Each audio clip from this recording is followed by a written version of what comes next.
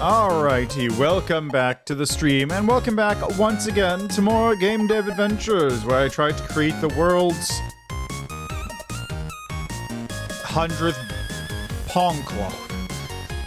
Anyway, you're currently listening to StreamBeats. This is the chiptune playlist again. I really only have like 5 of these ready to go. I should probably see about getting more of those set up since I have the files. I just haven't set the playlists up. Well, maybe not, because one of them's like the Christmas playlist. I don't think anybody wants to listen to that. At least not in the middle of, like, the year. Anyway. So, today.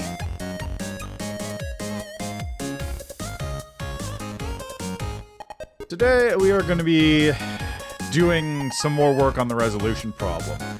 I did not get as much work done on that as I would have liked over the week. I was just doing other stuff and playing other games on stream and otherwise. But I had some thoughts about what we could do to sort of take it back down to brass tacks. Because I did do a bunch of fiddling around with it, trying to get things to work, set window sizes, set view sizes, set resolutions, etc., etc., etc. And I decided to try and go, like I said, back to sort of basics. So first off, let me just do this before I forget. Right. So, first off, I'm going to... is there room code here? No, there isn't. I think the initialization object runs the code, right? Also, this stuff is new because I've added source control. Yay! So my project is now hosted on GitHub privately. It's not publicly available. But it's mostly because I was going like, how does that stuff work? It's actually pretty simple. Whenever I make a change, I can commit the change, and I can actually see like view history here, where it's like, this is the initial commit. This is just, you know, me putting up the thing. So I have. Like, this is the very first one I put out. Then there's another one here after I modified a couple things. So I modified the control object, modified script controllers, and a minor text modification to the to-do object, or to-do list here, which is just, I literally put this right here. That's it. But as for the control objects, control object now just does a function call and plays audio. That's all it does. The function call is now tied to the script for controllers, which is right here, which literally is just copy-pasted this thing over. I disabled the one in the main object just for safety's sake, in case I needed it. But I can just, you know, it's all here now, instead of in that. So if I need to, I can just use this wherever I want, basically. Important thing to know about this is, I forgot this detail a little bit, but not that much.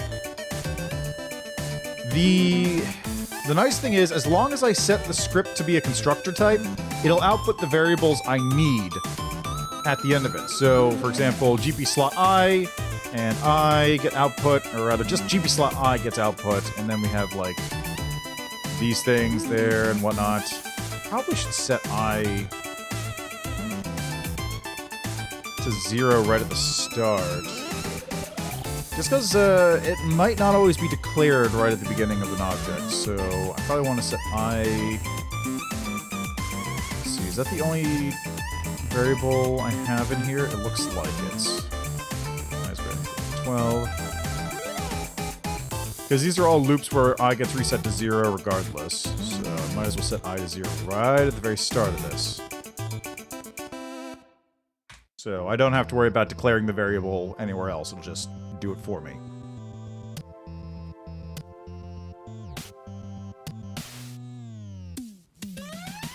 Because that's just a counter variable for this script anyway, so it doesn't make a difference. Yep, doesn't matter. So let me actually, you know what? I'm just gonna get rid of all this. Bada bing. Bada boom. This is now nice and empty. All it has is script controllers and play audio on the async.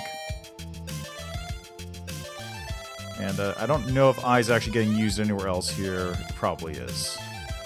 it's fine. But that's the main thing I got rid of there, so...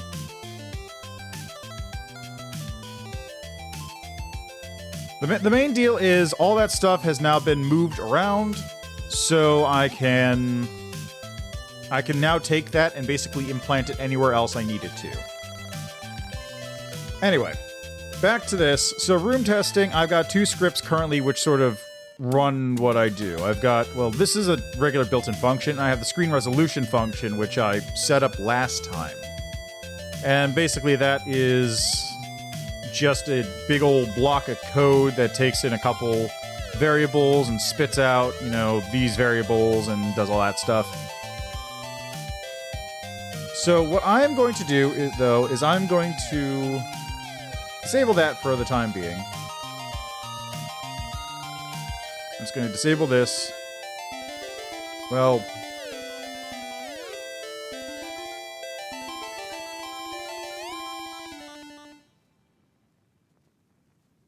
It's going to do that. So we're going to just disable all the code for the moment. Now, is there anything else currently active? No. Alright, so taking it back down, there are these are the following things that I either input in or the game can detect itself. The game can detect the following. Display size, which is under the... Hold on a second.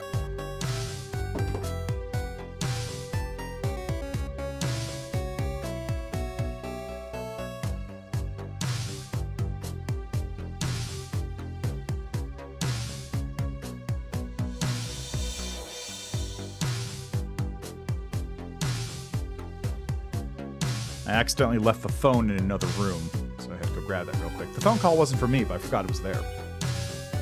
Alright.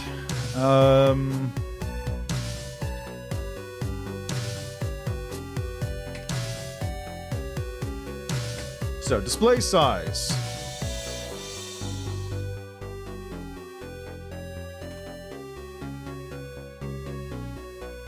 The screen can be detected. You can literally just determine what the size of the monitor is that you're working with. You can also detect, or rather, you can also put in the base width and height.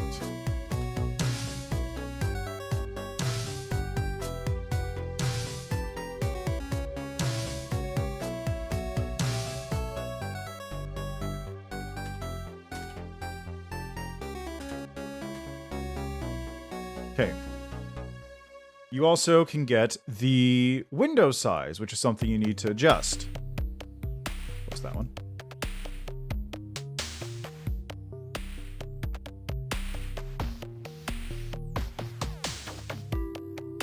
I think that's actually something I have in the initialization object.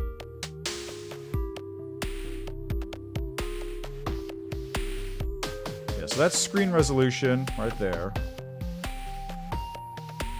Also, this is just a... I think I had that last time where I just created the setting I9 in case I needed it.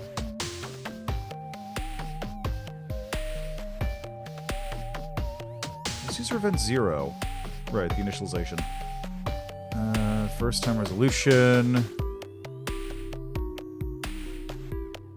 I think I might get rid of this and just have it run it per room.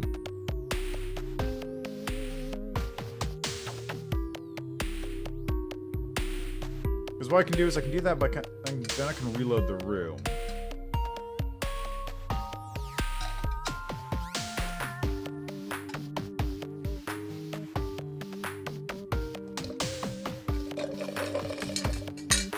But now I'm wondering if I reload the room, will that destroy the current game in progress? Maybe. Alright, anyway, so we've got room set camera, which... viewport.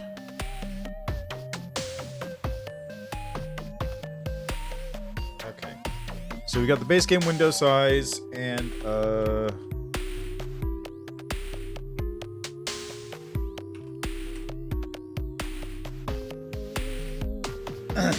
Camera size and location. Oh, right, and of course, window size. So, the three aspects are the base game window, the camera, the viewport, or the base game resolution, the viewport, the camera, the window that the game's actually contained in, and the display.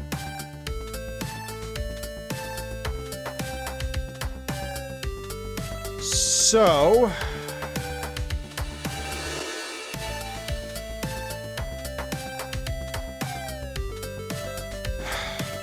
I think,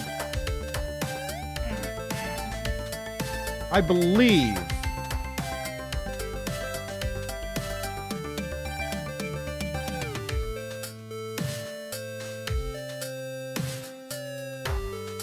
oh yeah, I gotta get that INI file open because I was fucking around with that too.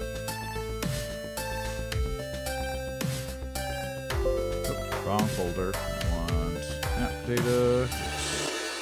It's local.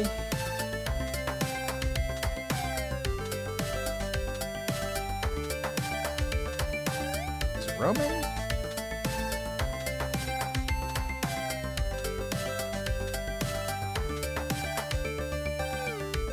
Local low.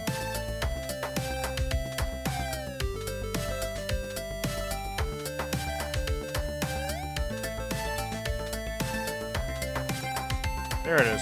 Okay, it was in local, I just missed it. Alright. So currently I have it set to 1920 by 1080 with custom resolution activated. Custom resolution I probably want to keep on for the moment. Not that it matters a whole lot because I still haven't gotten the code fixed up.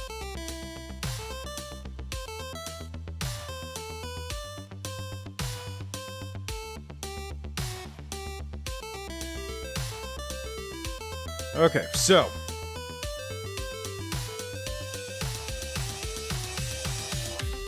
base game resolution, I believe, has to be 1920 and 1080 because that's what I've basically created the rooms to be, right? Unless they don't.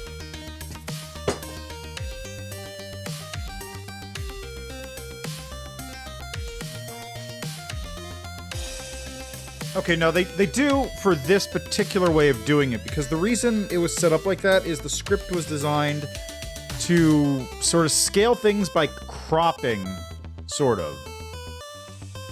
So what it would do is it would get the base width, base height, you get an aspect ratio, and then it would pull out, you know, like these things, figure out which one's smaller, and then use that to crop the size of the windows to fit whatever you're looking at, right?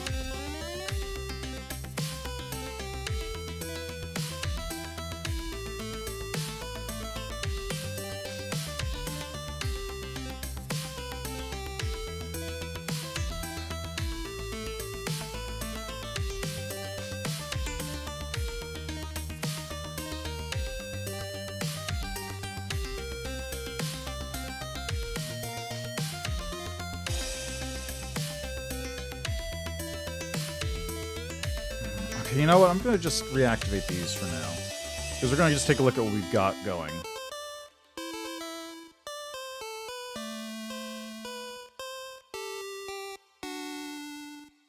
So right now it loads up. Look at that big old test screen. That is a 1920 by 1080 view.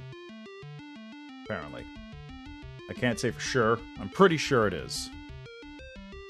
Sure looks like one. Okay. Now, we're going to go into the INI file, and I'm going to adjust this. We're going to make it 1280 by 720. See what that changes. 1280 by 720 is our new resolution. And now we have a 1280 by 720 window which is cropping the parts. So whatever's going on there, the window has been scaled down. The actual image has not.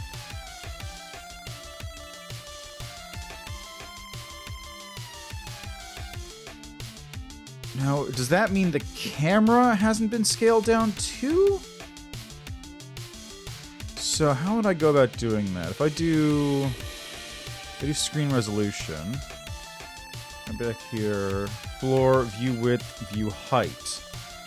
View width is the smaller between the base and max width.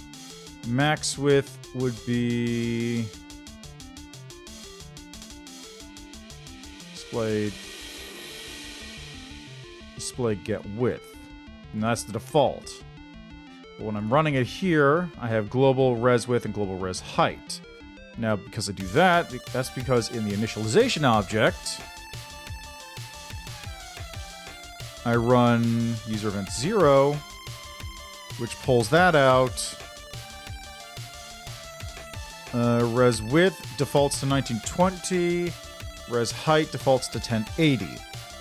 So that should be correct. It should be doing 1920 by 1080 on default, but it should be pulling out 1280 by 720 for that. And that's getting read up as my max width and max height. So let's try manually doing this then.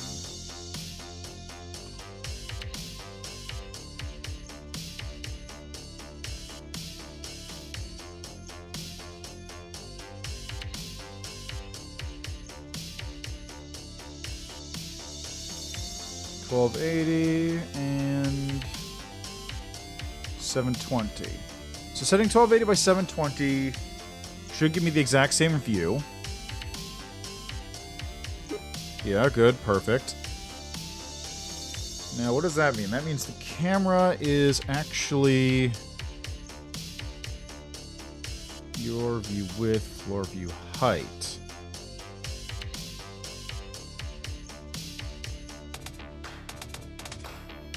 Okay, so what's going on here?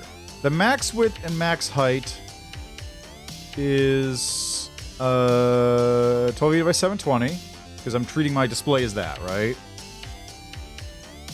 Min, base, okay, yep, yep, okay, yeah, whatever. This gives me view width calculated based on view height. That's fine.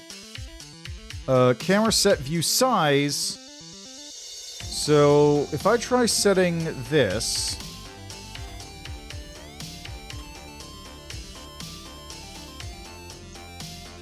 let's try setting this to,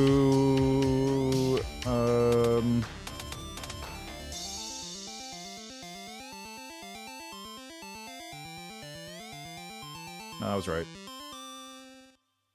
So what happens if I change the camera? That shouldn't change anything. It should be exactly the same. Yeah, exactly. Okay. So this should actually, I think this should actually be base.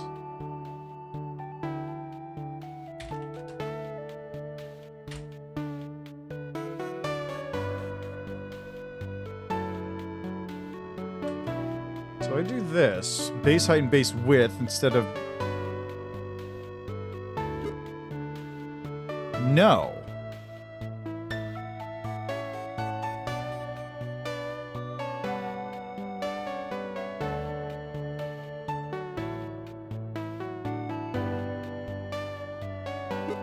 It's not doing it, huh? Okay, let me try something here. If I change it to 12 by 720, does that do anything?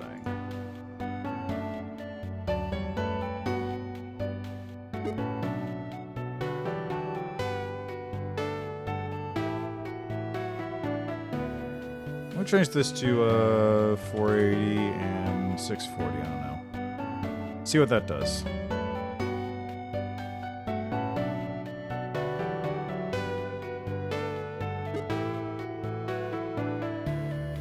Interesting. It doesn't change the text size, but it changes this thing. Weird.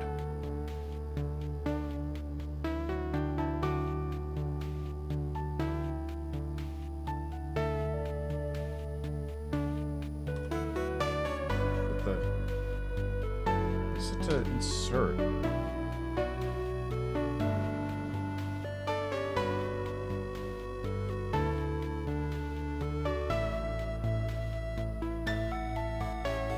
Okay, let's try this with 1920.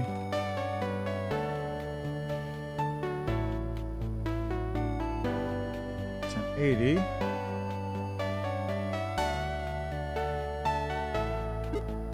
There we go. So now I have a 720...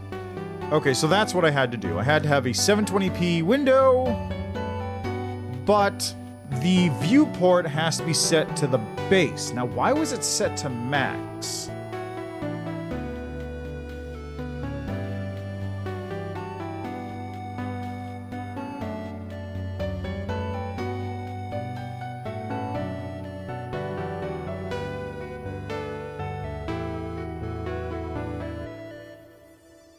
If I had to guess...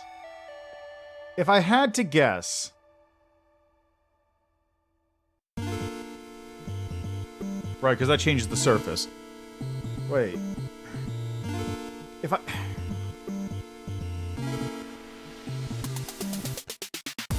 had to guess, the code only works when scaling up. If you scale down, it doesn't. So maybe...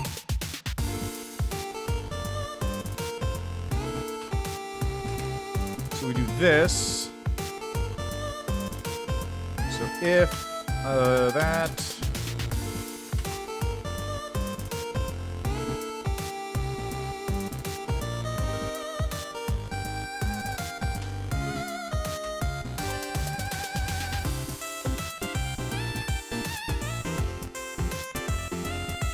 So like this.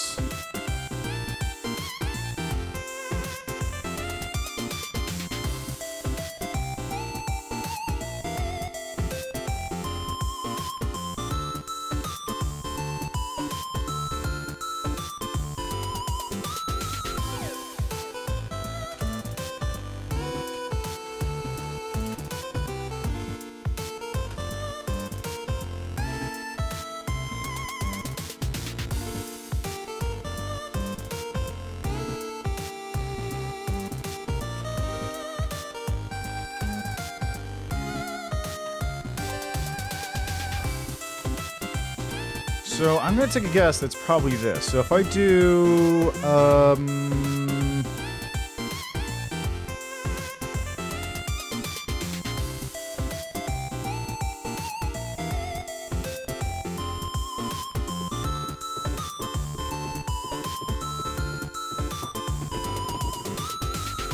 I guess probably width.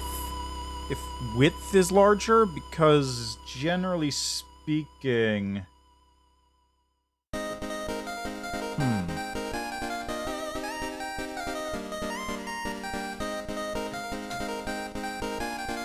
How are most monitors measured in terms of size, right? It's diagonal, right? So if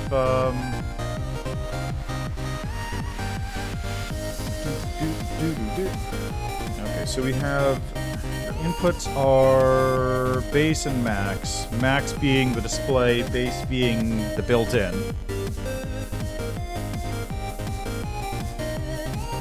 So if, let's try this. Is there a square root function? There sure is. Square root of,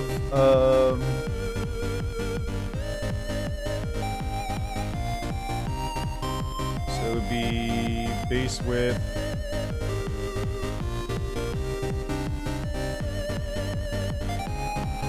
Square, whoop. What?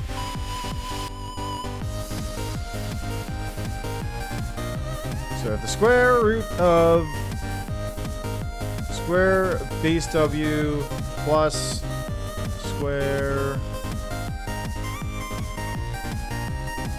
base H.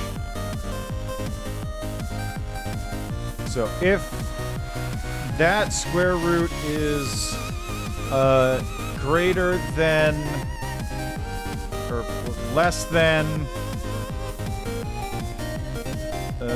let's just copy this all over.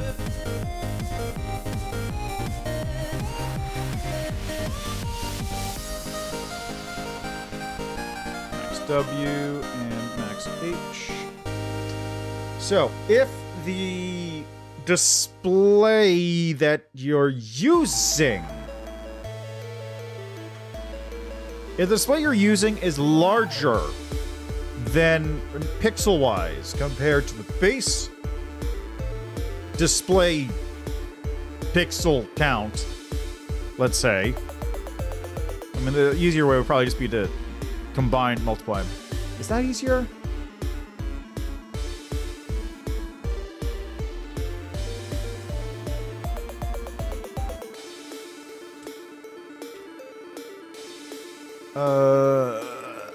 Is that easier? I'm trying to think.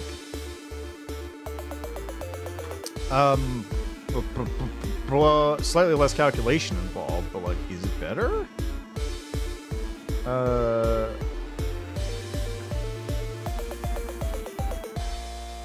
I'm doing that because like that's how monitors are measured, but would it be easier to just get like a straight pixel count based on the number of pixels?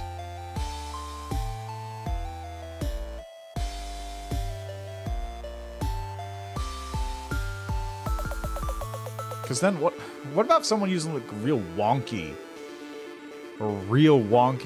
monitor, which just happens to have the same amount of pixels, like a, I don't know, like some kind of weird thin rectangular super long monitor that just happens to have the same number of pixels as a 1920 by 1080.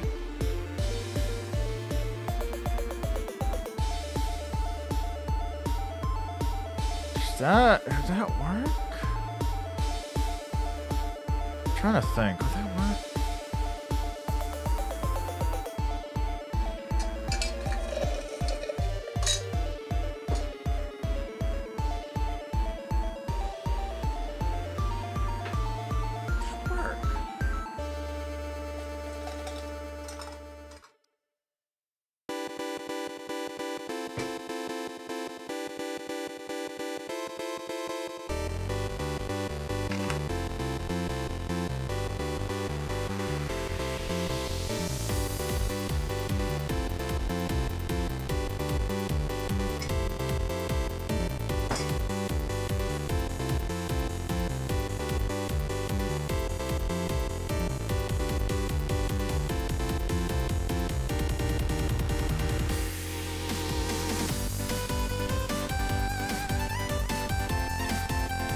I'm just trying to think, like...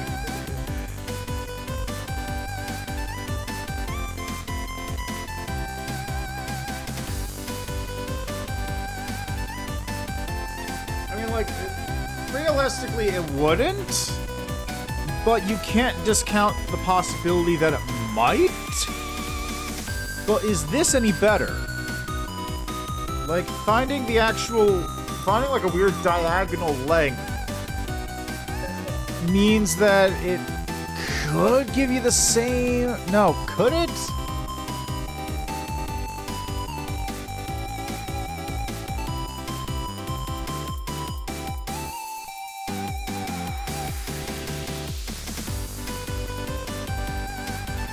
Because I'm basically just working on pixel length across the diagonal. Now, how...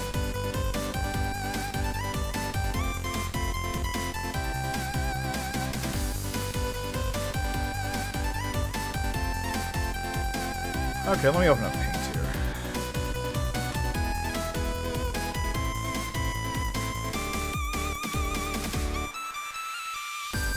Okay, so when you're looking at a square, right? You're looking at a square. So you got a diagonal like this. Boy, that's a shitty square.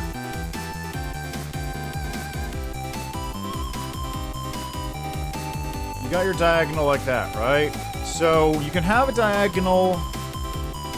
Let's say it's a 2x2. So the whole square has 4 pixels, let's say. But what's the diagonal on that? 4, 8, square root 8. I think that's like... Let me mean, it's 4 square root 2.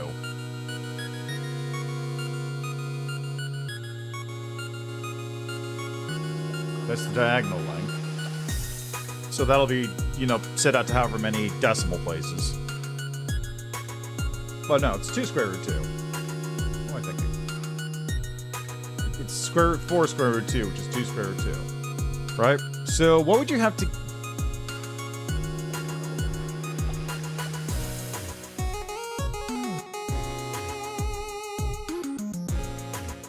What rectangle would you have to have a diagonal square root 2? 2 square root 2.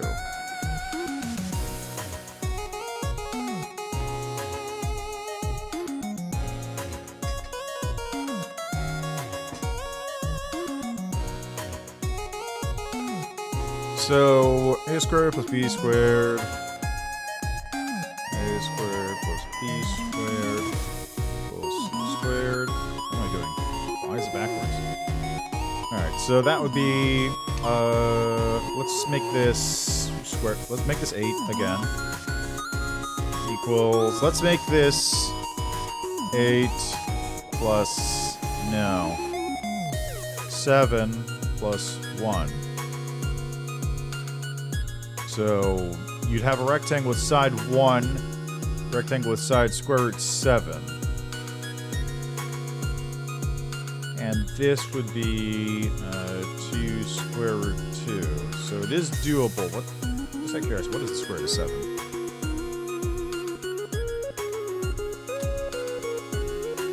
2.64. Where's the square root of 2? 2 times square root of 2 is 2.82. So yeah, roughly. Actually, those are pretty close to being the same length.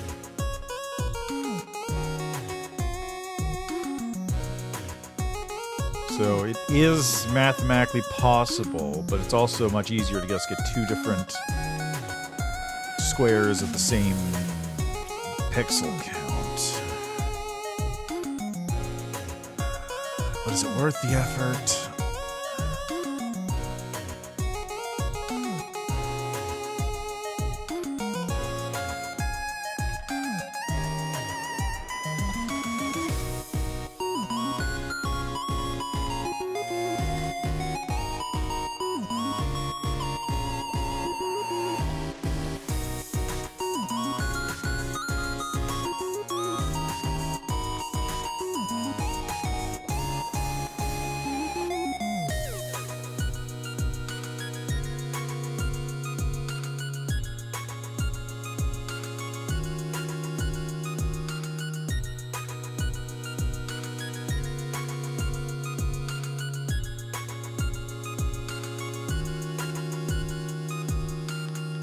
I guess in terms of common, like, aspect ratios, it wouldn't happen.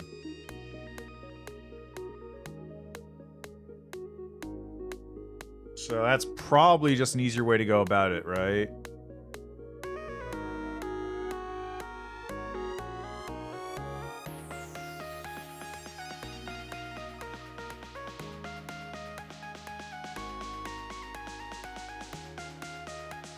Yeah, I'll just do that then. Anyway, if it is, then it's going to be, base W, base H, let's do that. Alright, now for this, if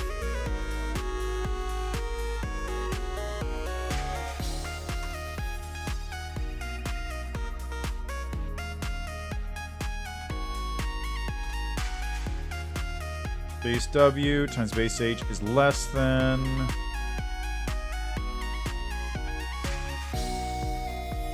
max W times max H.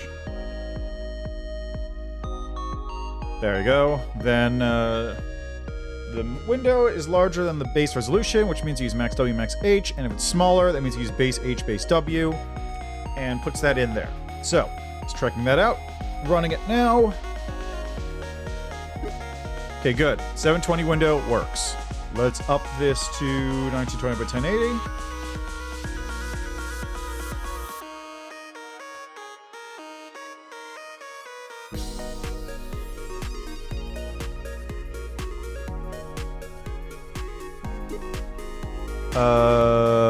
That's not changing it. Man, what did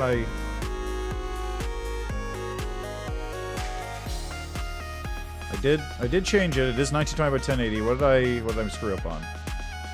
Ah, that's what. Right. So let's do this again. Bum. Okay, there we go. 1920 by 1080. Back. Now let's try changing that back to 720. And 1280.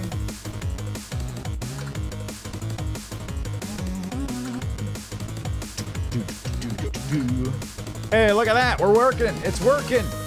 Okay, now let's make it funky. Okay, what's the 21?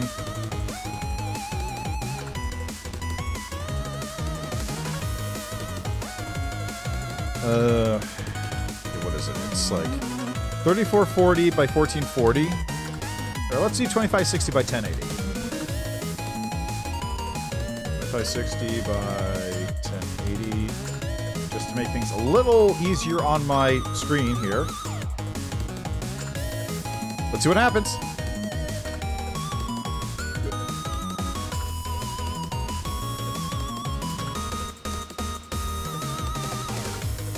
Okay, so you can't see it on OBS, so I'm just gonna move the window over onto the main screen. Yeah, that seems to have done it. It seems to have done it. I don't know if it's actually 24 or 40 or whatever, but it seems to have done it. I can also modify on OBS slightly. So let's see here. I want to... How do I do this again? Transform. Where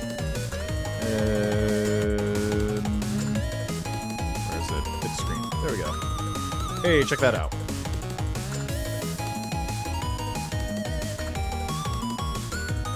Okay, this is where my actual monitor ends over here, and this is when it goes off the screen over in there. So, it seems to be doing the job. Good.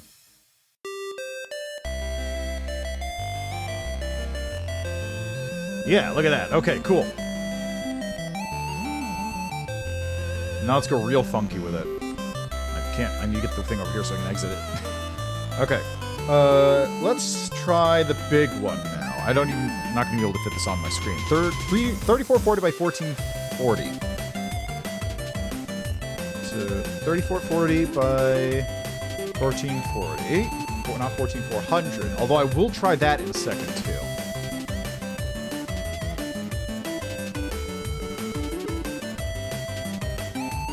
Okay, there you go. So on the OBS, it looks fine, apart from the big old white, but here's how long it is. Wait, this is the wrong size. It's not big enough. Weird. Why is it so small? Like this is smaller than the other one. Did I mess up on the window size? 3440 by 1440. No, that's correct. Why was that so small? Let's just delete that for a second. Let's try 14400. I'm just gonna see what happens here. I have no idea what's about to happen.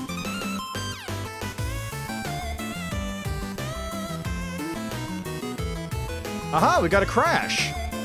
Surface resize, invalid surface dimensions.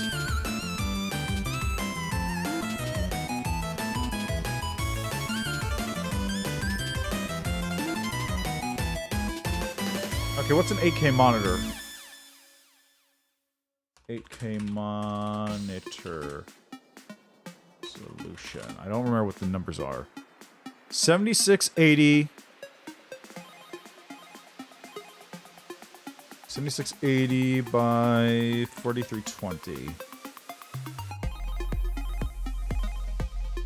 Okay, let's see how that looks. Oh my god, look at this, is so tiny. Oh man. But the block is the same size, which is weird, actually. I don't know what's up with that. It appears to be working, although the window is the same size. It's like actually, it's normal size. It's not gigantic. So why is that the case? Okay, so the window set size is based on the variables in there.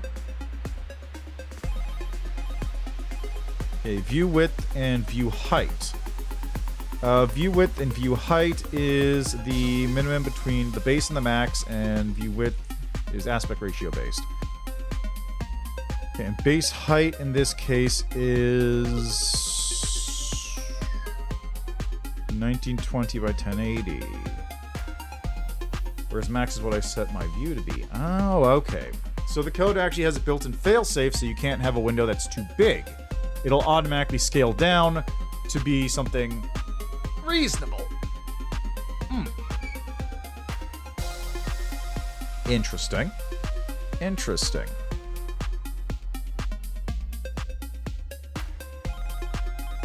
Alright, well, now you know what we gotta do with this. So let's say this code is set for the moment.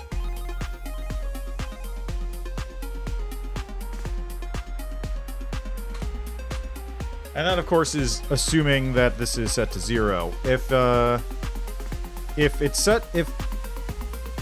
it's not set to 0, that means I'm doing a custom resolution. If it is set to 0, then it doesn't change what was running in the initial room setup, which...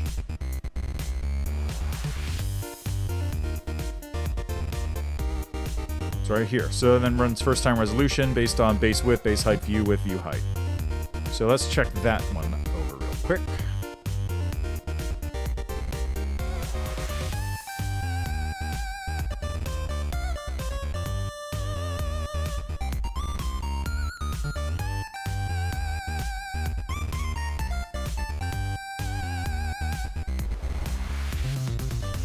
Yeah, I think I might get rid of that bit of the code.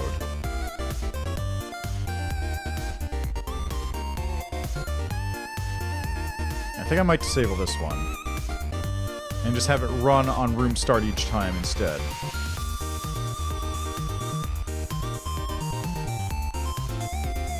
Now, of course, that might be better, it might not be. Because I do already have 1, 2, 3, 4, 5, 6, 7 rooms. So theoretically speaking, it should be more efficient to just do this and then have it reset, you know, when I do something, but... I don't know. I don't know. I wonder, can I parent and child a bunch of rooms? Can I child these all to... Let's see. Group. Create child room.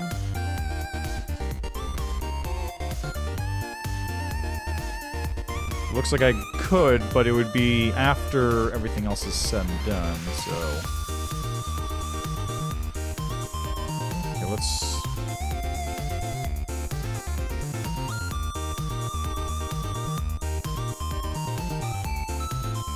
Okay, you know what? Let's go to testing real quick. Because I had this running here specifically for this purpose, so I'm just gonna disable that for the moment. See what happens right now. Aha, so it hasn't overwritten it. Okay, so I gotta go through the first time setup, I guess.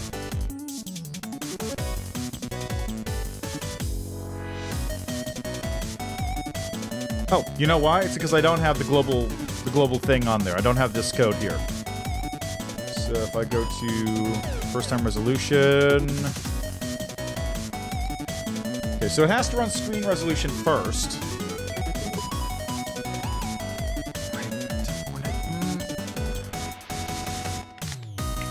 Okay, wait.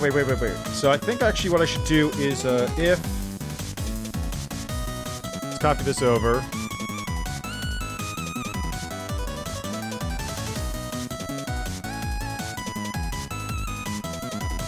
So if custom resolutions are active, then do this. else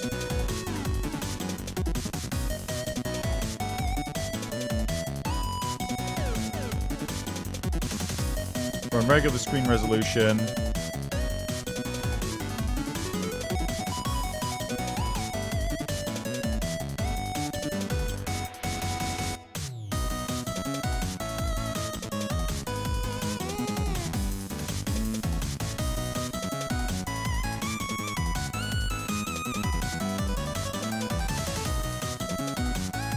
Let's try this. Oops, that's the wrong one. Okay, well that worked. Okay, stop the debugging. I didn't mean to do that. Okay, so running it normally. Doop. Yeah! Big ol' screen, look at that. 4K.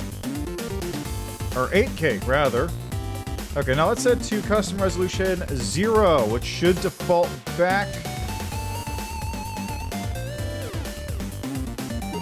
Hey, look at that. Defaulted to the defaults, just as expected. Bueno.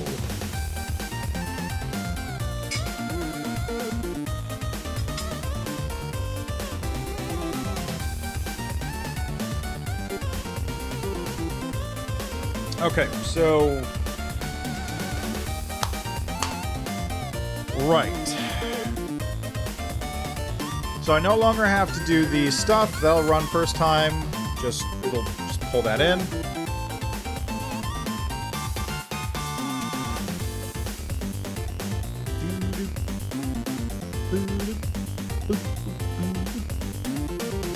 And the nice part is I can just import this code for anything I make in the future. Just straight copy it over and we're good. Might still need tinkering though. So since that's set, let's take a look at something else I need to do.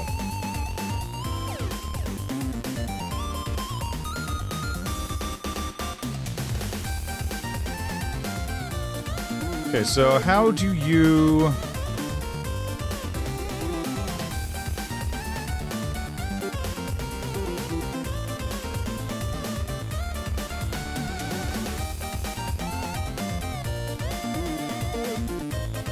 How do you set full screen?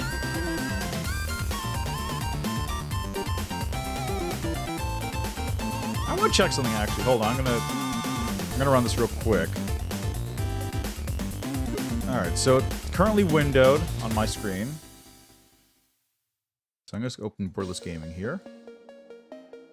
And we're gonna make Borderless on display 1.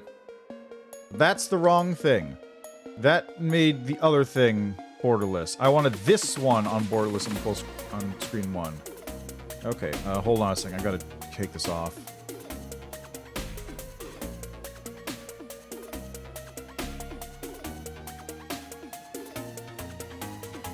Wait, god damn it. How do I...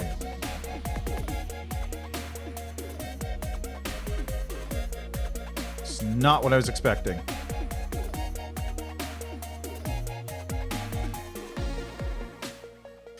Okay, I'm gonna have to... Okay, so let me do this real quick first. Create it with GameMaker, make borderless on display 1.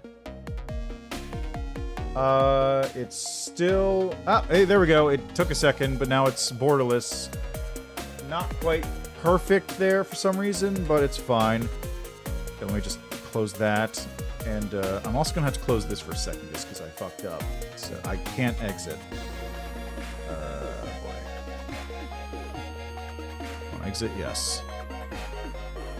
Just, I messed up a little bit there and I accidentally full screened the wrong thing.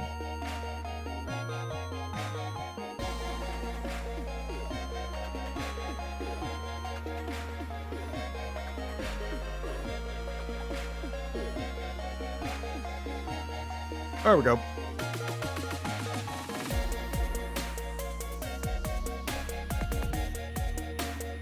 Much better. And I can keep this one in the testing room because that'll be useful in case I need to, like, check things by manually going in. Okay. Try this again. Go here. All right. Now if I go to this, open that, created with GameMaker Studio 2, make Borderless on display 1. It's... Hey, look at that! It's Borderless on display 1! Woo! Hooray! It worked! Okay, now I need to get rid of it. There we go. Okay, next step.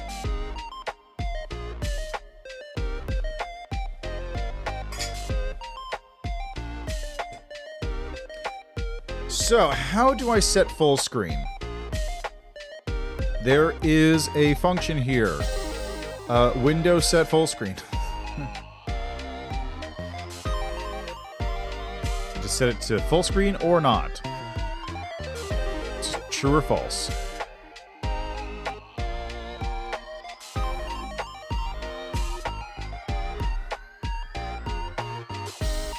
Okay, so let's go settings to I, or settings script.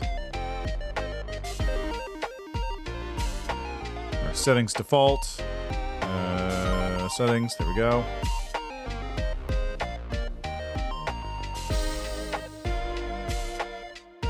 Okay, now we're gonna go with, what did I call it? I think I said it, was gonna set it to, right, window. So that's number between 0, 1, and 2. Alright, so window is there.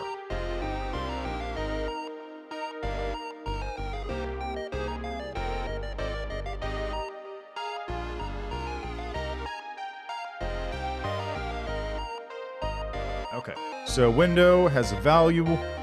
I'm just going to add it right here in the ini file.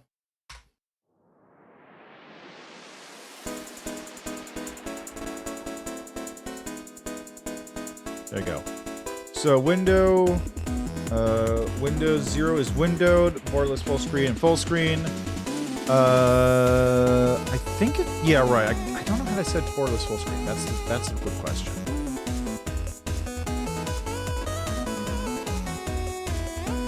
Anyway, the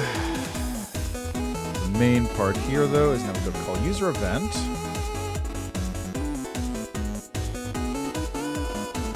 Read ini file. We're gonna get window. That defaults to 0 and global dot window type. All right.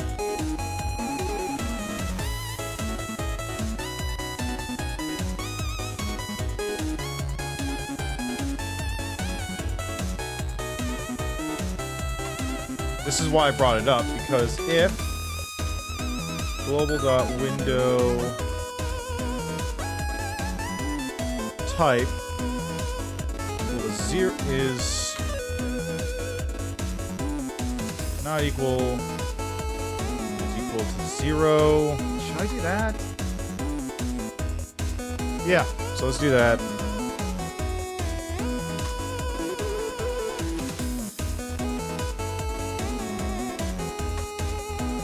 Else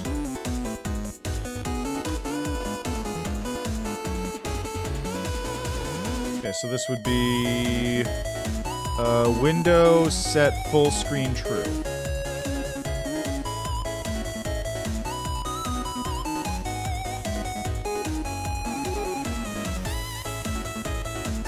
And just for good measure,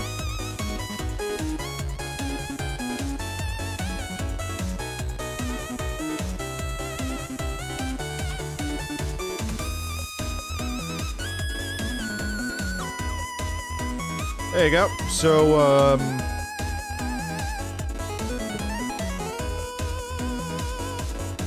it probably should be not 1.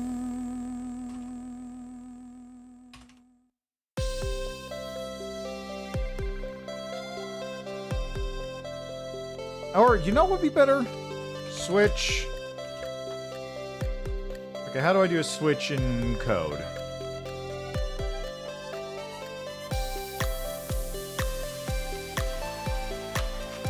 So it'd be switch, expression, then case, and case. Whoops, not that. So it'd be switch, global window type. Okay, so then it would be a bracket, case, case 1?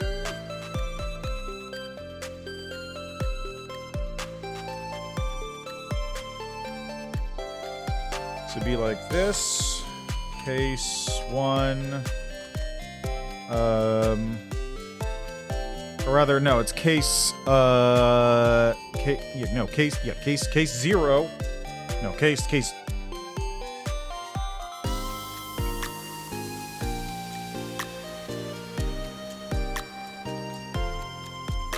like this.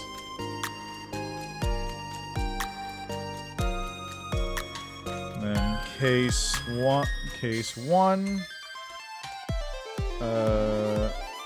and then case 2.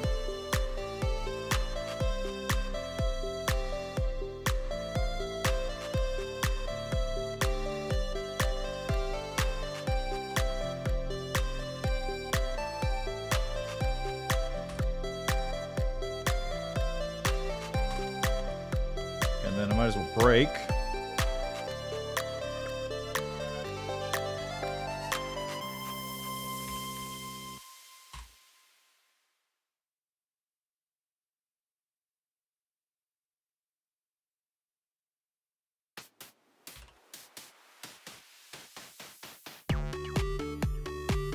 Ah, shit, I shouldn't have deleted that.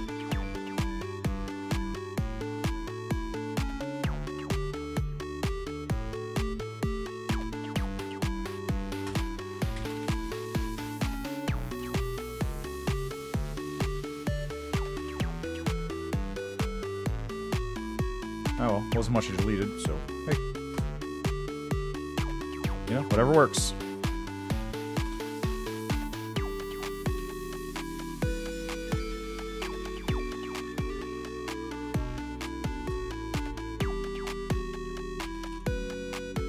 All right, so I got some switch cases going there.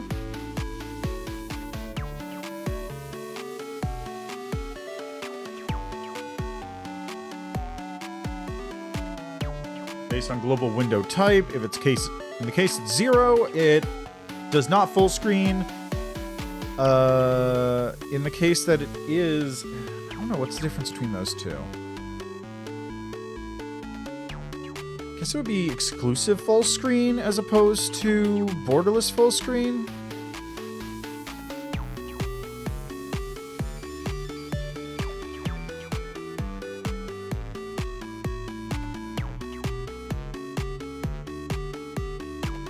Okay, this is borderless full screen dev blog thing here, so let's see what it says. Oh, it's actually the exact same thing. This is the thing I was already looking at. Great.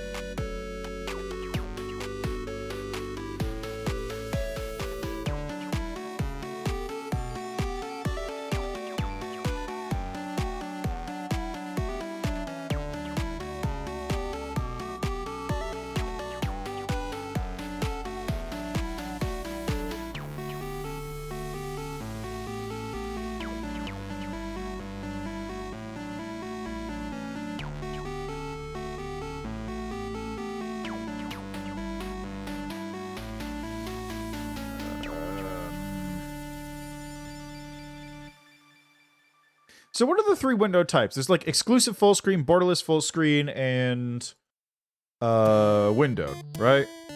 So let's see here. Right now, it's gonna load up, and it should just be window. Yep. I think I set custom resolution to 0. It's correct. I set to 1. Just so I can check to make sure things are working. Nope, not working. Still not working. Okay.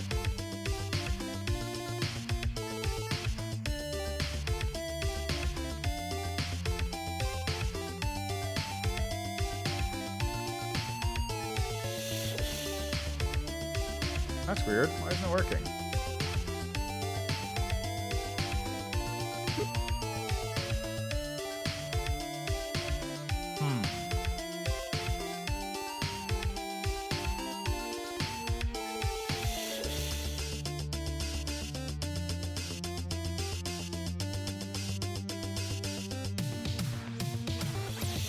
Res custom is 1. Why did it stop working?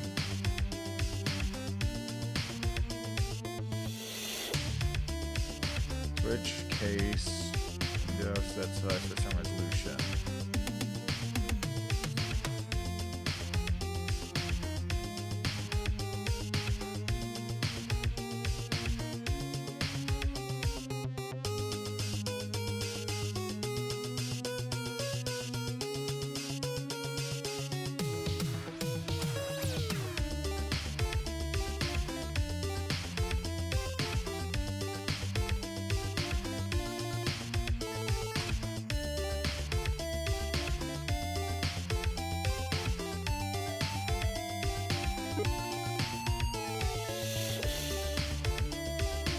It shouldn't make any difference anyway because it's currently set to 0, so it should go onto this. Try. Oh, right, because that's not going to turn off the things inside of it.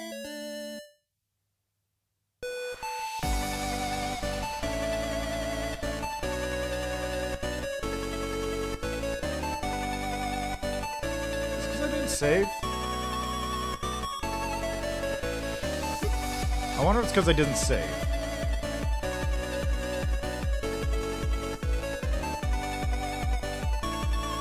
Try doing that. Because I didn't save. Alright, so the window's set there. I gotta make it slightly less insane. No, it's fine like that.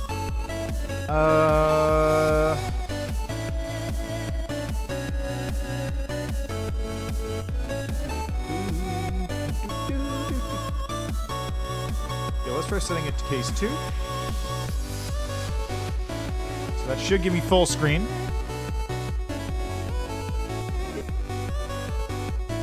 Which it has not done.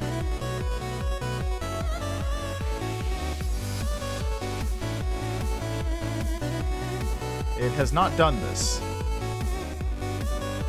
I wonder, does full screen transfer over?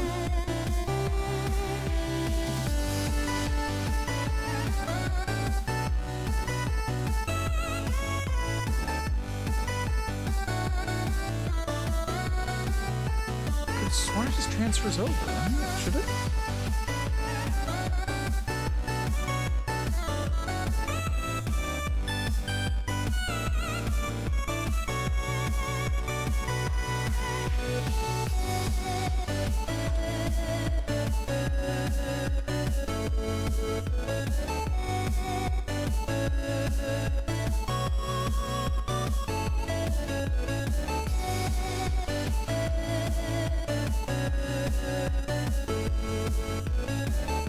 You know, let me just...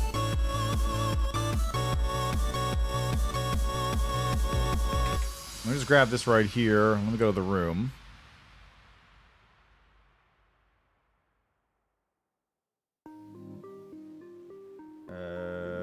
Code.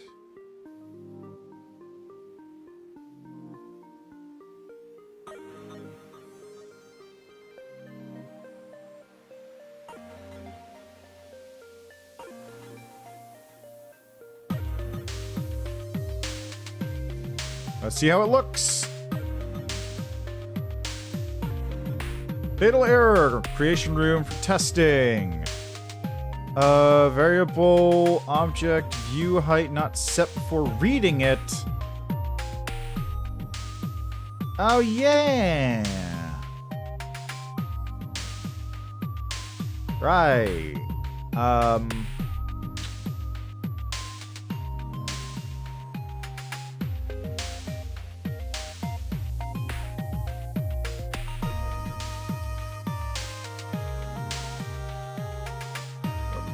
Wrong slashes.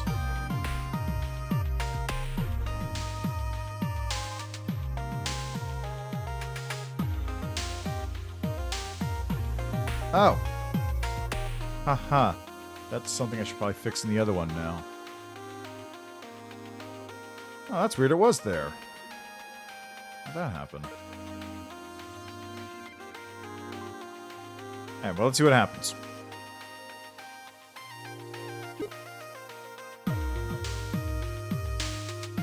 Still not full screen.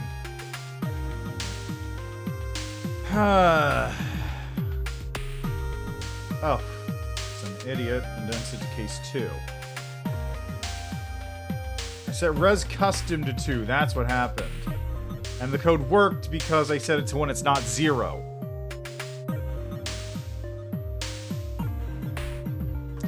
Okay, let's just get rid of this bit for the moment.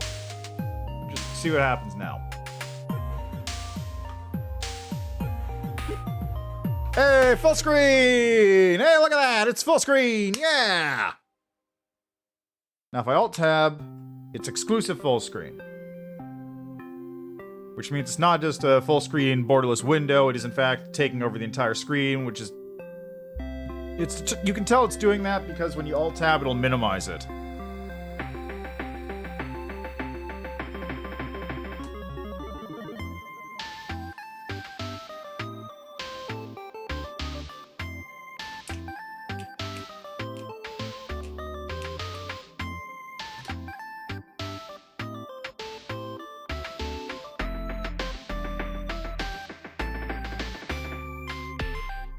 Okay, so how do we do borderless full screen then?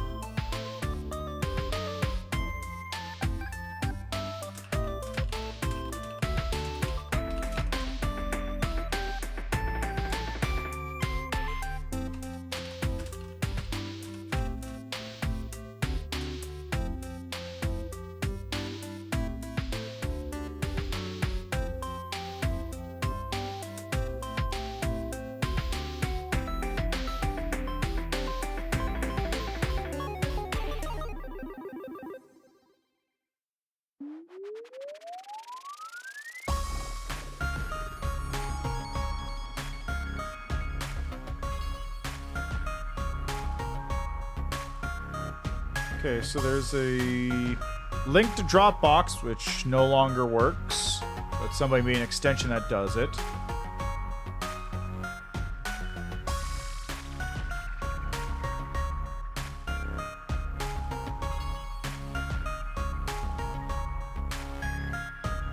Okay, there's a marketplace thing that works with...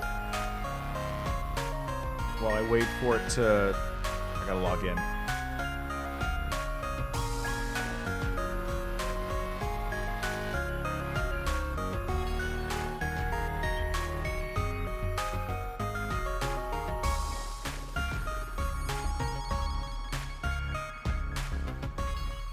Okay, borderless windowed mode only works with specific versions of the first version of GameMaker. Okay, I'm gonna try looking around.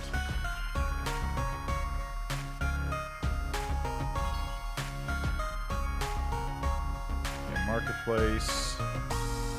I want to look up.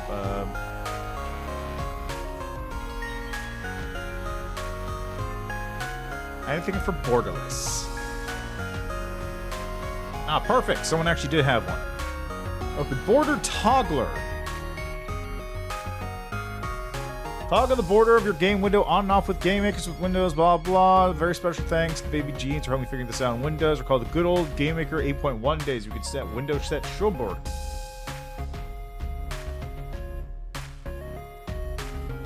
That's a thing. Okay. Okay, let me actually go to the manual. So let me go to the manual here, and let's go to border. Camera get view border, camera get view window set size. Window set size, texture groups, draw high score, physics, tile sets, camera create, room properties, draw health bar. Wow, there's actually no border options in here at all. Weird. Why? Okay, you know what? Let's find out. Let's install this thing. How do I install these?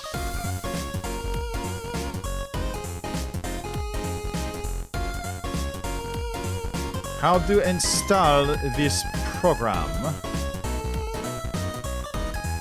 And how do I actually do this? Okay, we'll go to like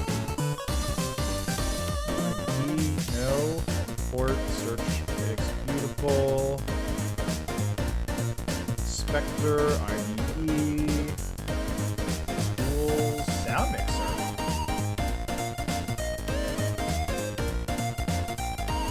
Import layout marketplace my library. Okay, I'm just gonna do this real quick just in case. Hello, Sage Nita, how are you doing? Been a while, hasn't it?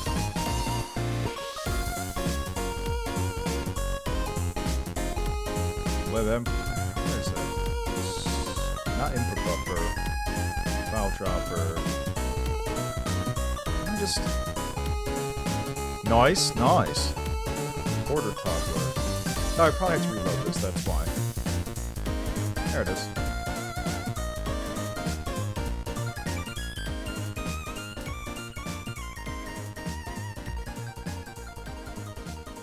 Ah, nice.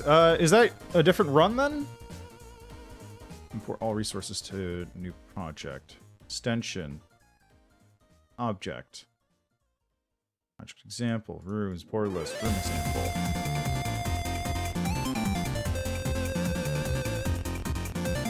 Nice.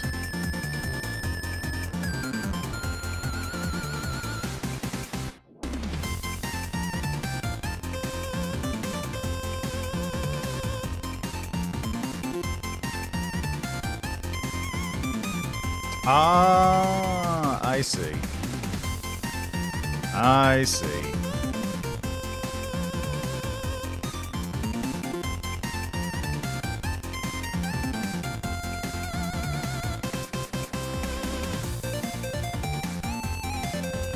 So if I go to here, object example, on left press, wow, look at this whole thing. Whoops.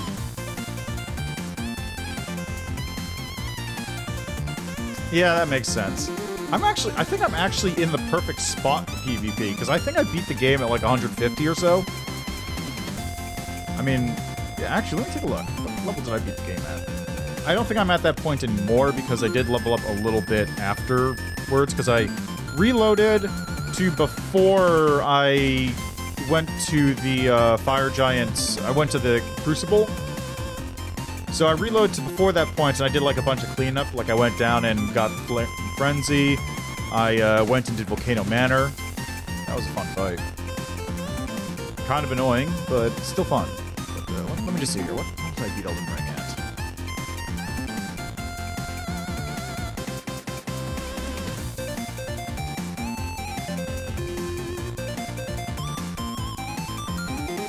Okay, so Elden Ring here. Final boss is dead. I am level 137, actually, at the end of Elden Ring.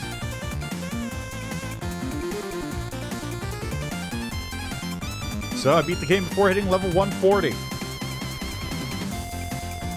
Boy, I can feel that. I watch people, like, get through Millennia in only a few hours, like, level 200-ish, and I'm like, yeah, maybe I should have leveled up more. But hey, that's what you get when you basically only play on stream.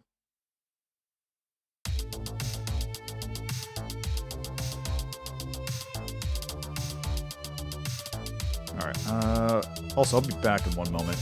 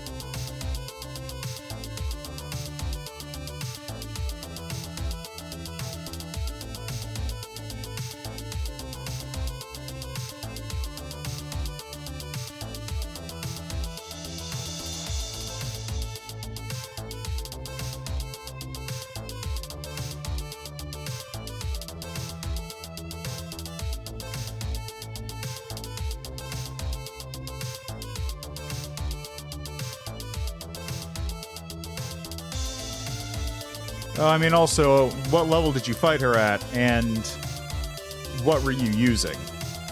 Because when I fought her, I tried fighting her with a greatsword for a while, and then I switched over to Rivers of Blood. Greatsword just did not work. Rivers of Blood sort of worked, but that was also before the arcane buff, where now you can just evaporate Millennia using Moog's spear, so...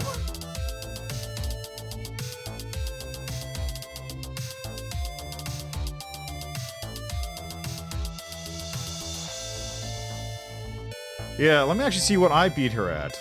Let's have a look-see.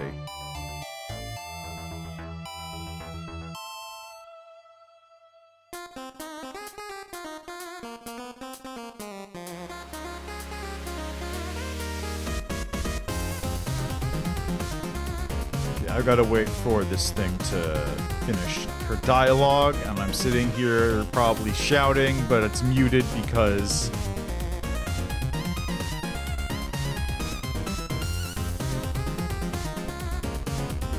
Yeah, I think... I heard someplace that Millennia actually doesn't, like, scale up in difficulty over, like, New Game Plus. Like, she does get harder, but not as hard as, like, other things generally do in New Game Plus cycles.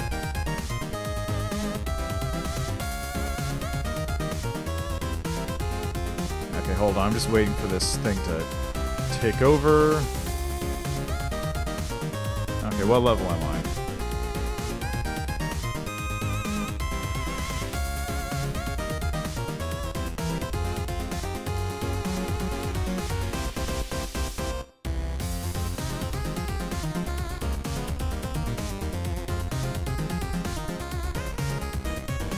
Yeah, well, there you go.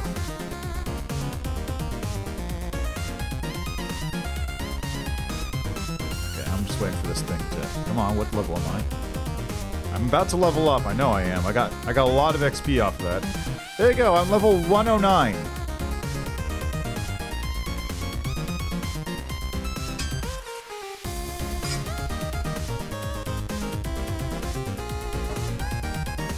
Beat her at level 109.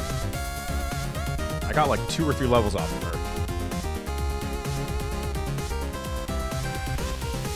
Oh yeah, well, I never actually used that thing because I didn't run Faith at all. I had like minor amounts of Faith for stuff like Beast stuff and Flame spells, but that's about it. I really want to run Faith actually because there's a lot of cool Faith stuff, even though Faith is kind of bad. Like, it's actually not that good because a lot of things are really strong against it or heal off of it, like the final boss.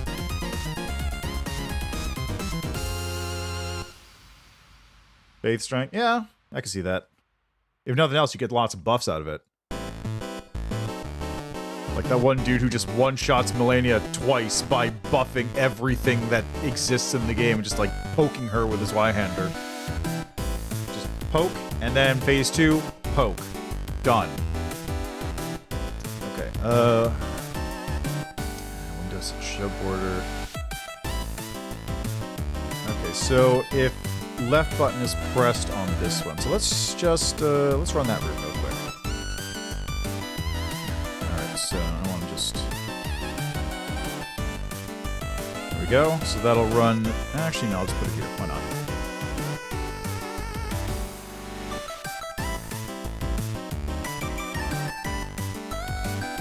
Ah, okay.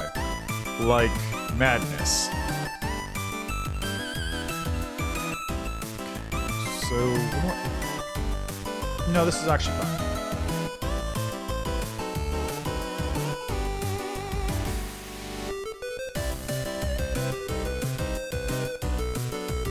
Oh, that's stretching to fit the screen, right. It's a very small window, actually. It's not this large. But yeah, it's doing it. It's just cropping out the thing and moving it up there. Yeah, it works.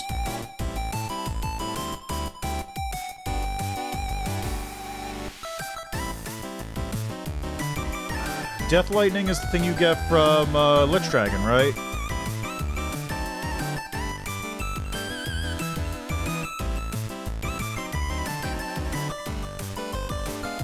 Probably because of a wind-up time fight, I guess. This should work.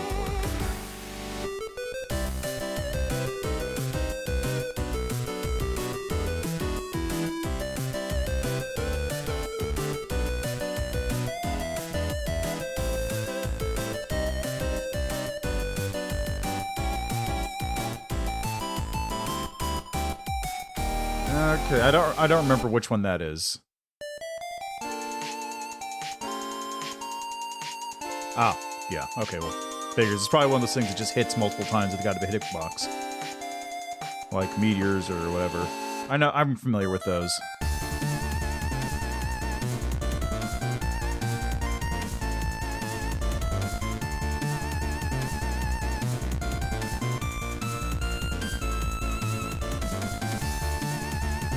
So one thing I can actually do here is if the window type is set to 1.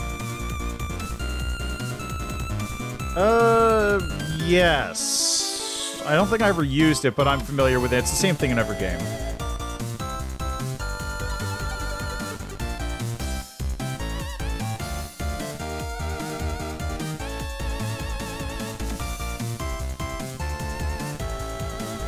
Ah. I got you now.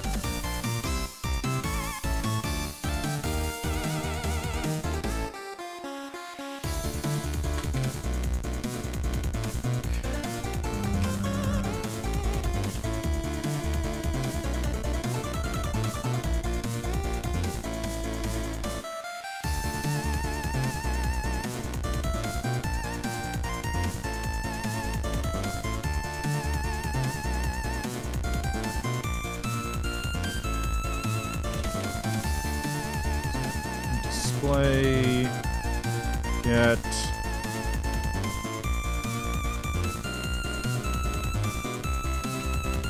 width, yeah, display get width, display get height.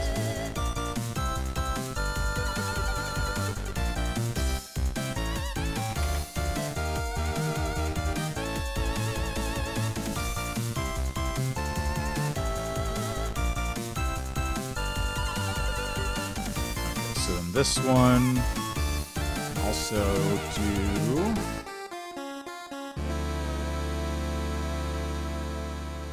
window set show border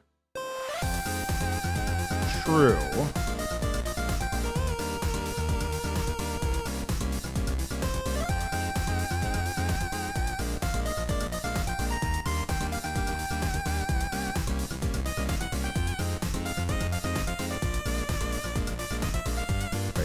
False.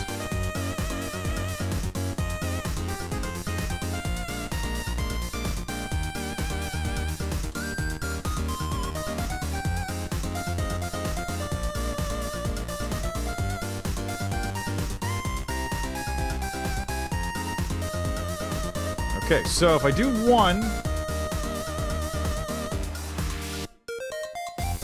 Right.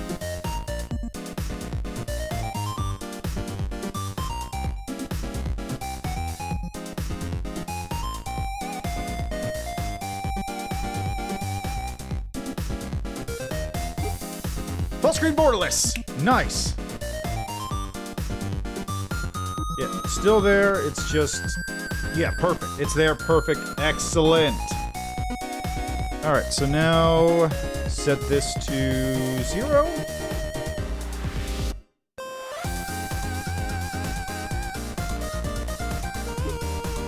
Yep, it's windowed, excellent.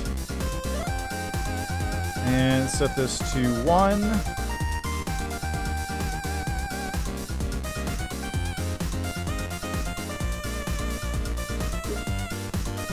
Excellent. Actually, wait, is this... It is borderless. It does that by... Wait, no, that's because I set to 1. That's why. I had to set to 2. There we go.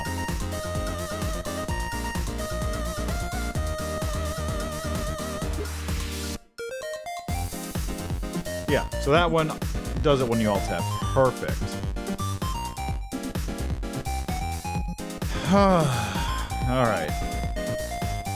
Oh yeah, I've been meaning to watch Sonic 1 and Sonic 2. I have not done either yet.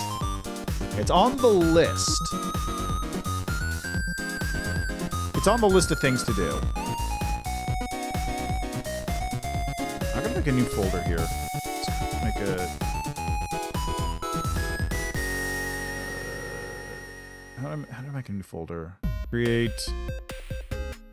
extension. Ah, I see.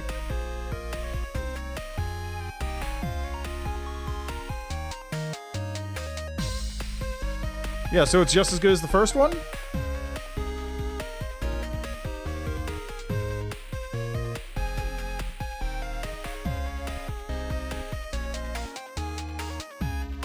God, how do you make another folder again? It's create group, right, create group. So this is, extension files.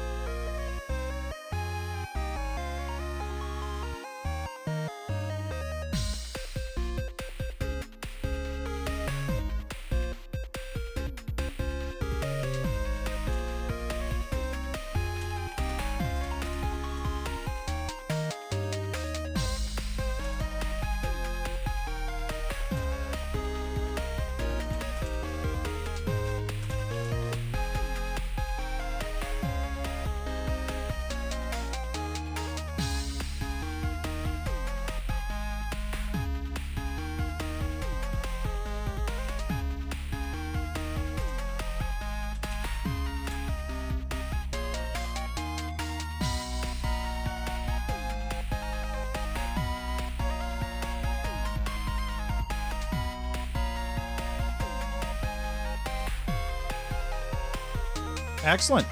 I've been doing moving nights every week, and I gotta, like... I'm gonna have to see if I can get the people on board to do some Sonic watching, because I've heard the first movie is great, still haven't seen it. Second movie, if it's that good, might be able to convince him to try the first one. I'll have to see what I can do about that.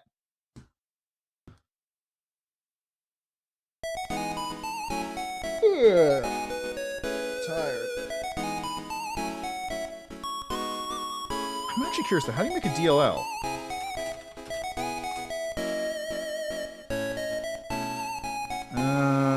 It's C++, or that's the way to do it in C++.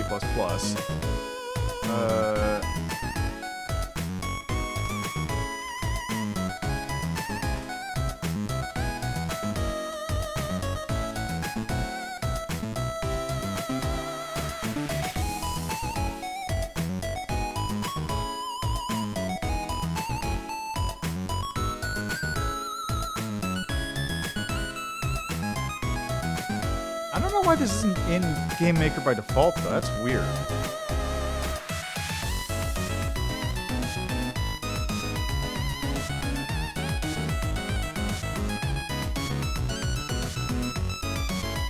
Anyway, I've now,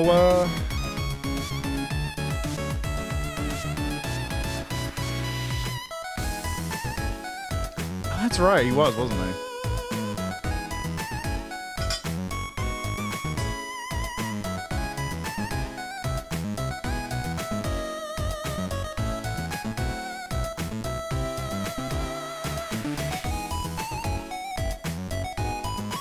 Like, I remember everyone freaking out about them, like, really?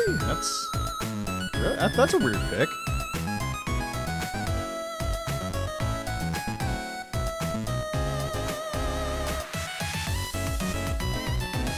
I'm just kind of vibing to the music right now, because I managed to get a lot of the stuff done that I needed to do. I'm very happy about that.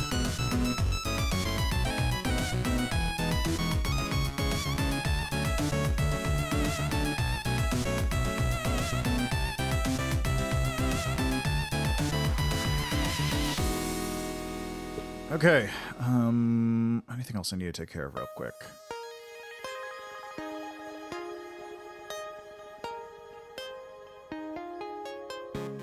This one doesn't actually matter.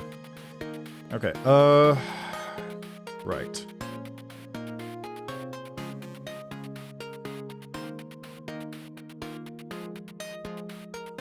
So now, I think it's time to test this out in the main game.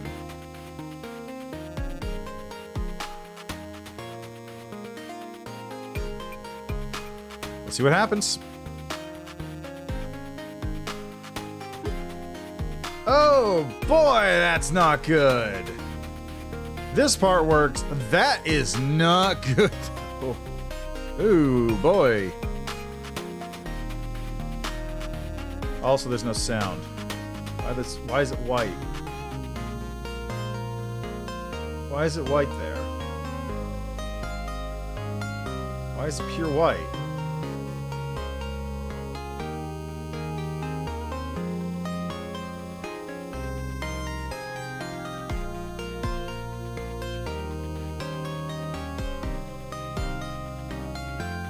Okay, well, let's do this first. I'm just gonna make this a nice, sane...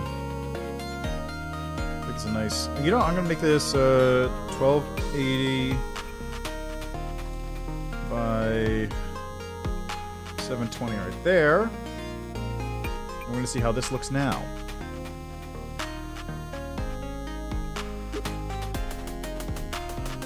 Okay, yeah, that's about what I expected.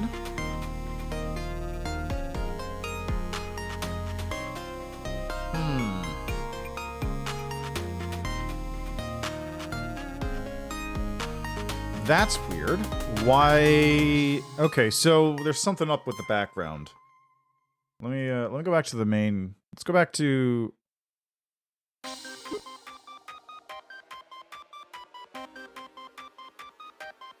Oh, I can't even see the game anymore. Also, for some reason, it didn't say the sound effect on.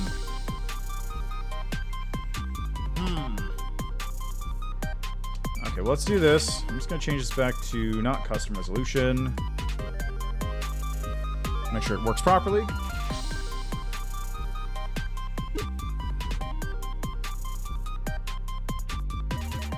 Oh, right.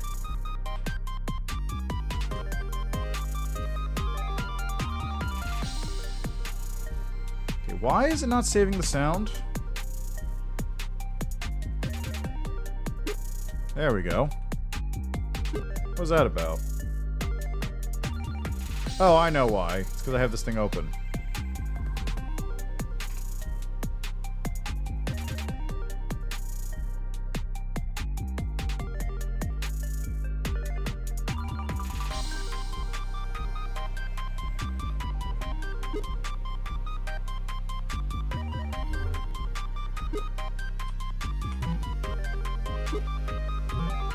Also, while I'm on the subject, why is...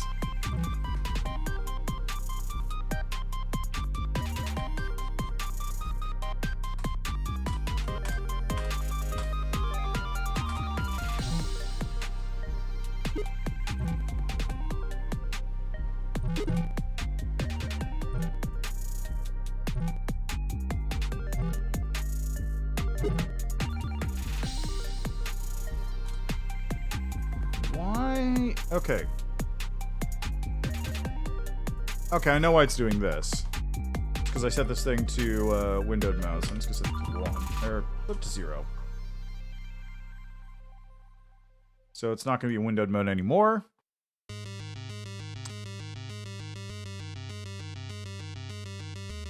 Okay.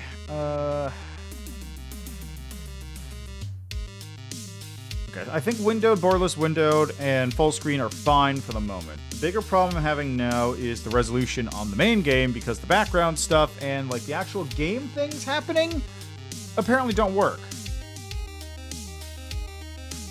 So we're gotta go back a little bit here.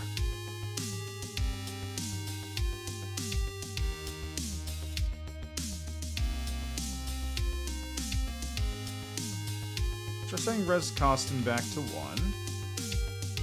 That may have been an issue specific to full screening at a different resolution. No, it wasn't. Definitely was not.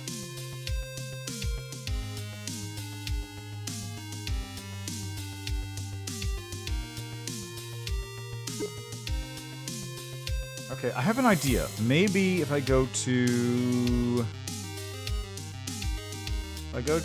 main, here. I have a thought. If I go to the background...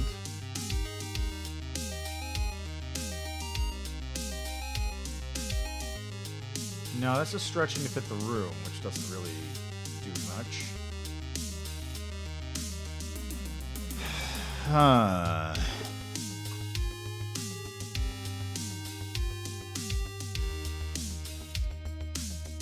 Okay, let's try doing this. I'm going to set it to... I don't know, what's 8K again?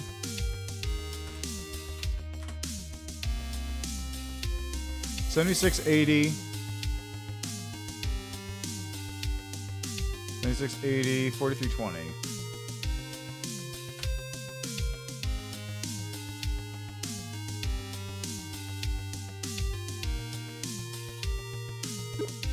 Okay, we're gonna start the game up.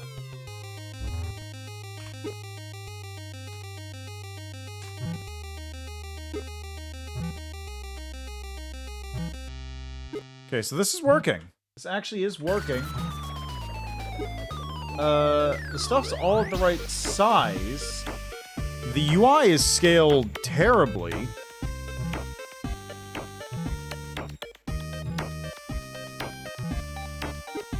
But I think I know why.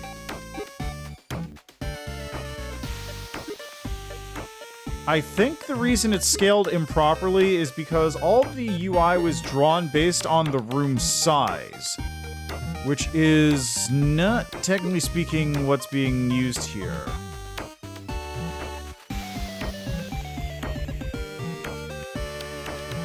Like, the UI is hidden underneath here, and it's basically the right size for a 1920 by 1080 monitor, but it's like several times that size now. So if I went to, say, the object for the game, draw GUI. Ah, right, that's why all these things are set at specific points, assuming a 1920 by 1080 monitor. That's the problem.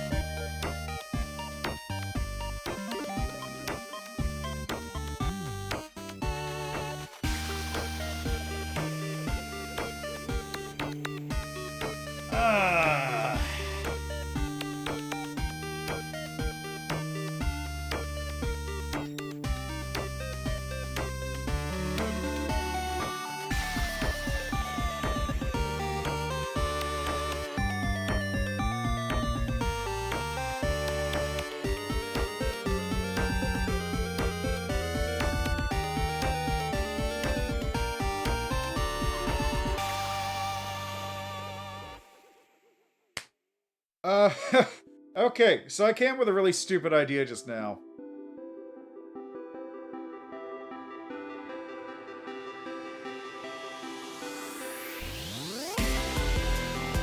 Have you ever heard of the... what is it?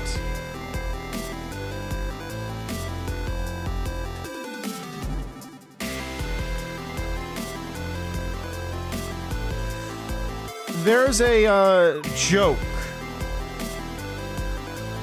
A joke about measurements called the beard second. And the joke there is... the beard second is the average length a beard grows in 1 second, which is roughly 10 nanometers. It was devised as a unit of measurement as a joke by, I think, 2 physicists to measure the length of a bridge. I don't remember the exact story about that. I definitely remember there was a joke involving a beard and a bridge and 2 physicists who were doing it, possibly drunk. But... well, let me see here. Does it say...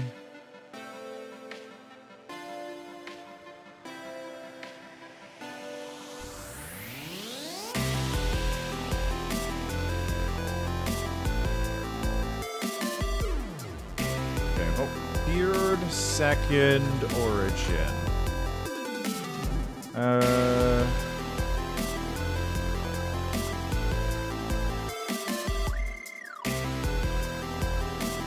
I mean, I've heard the...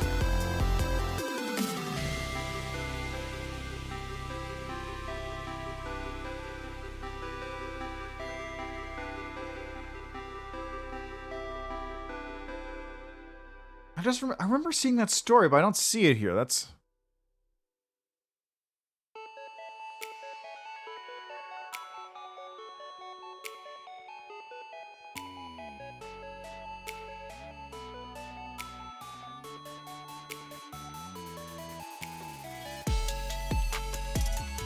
I'm trying to find it.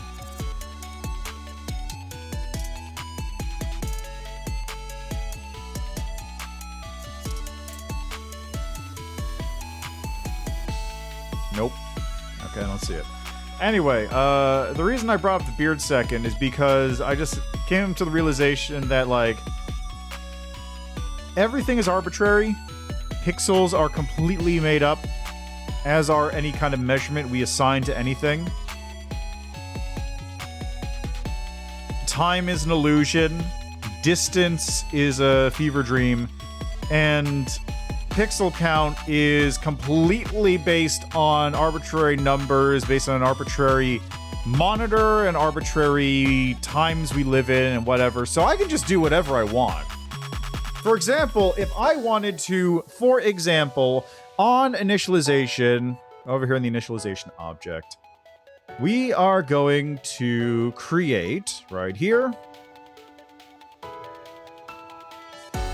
Okay, so...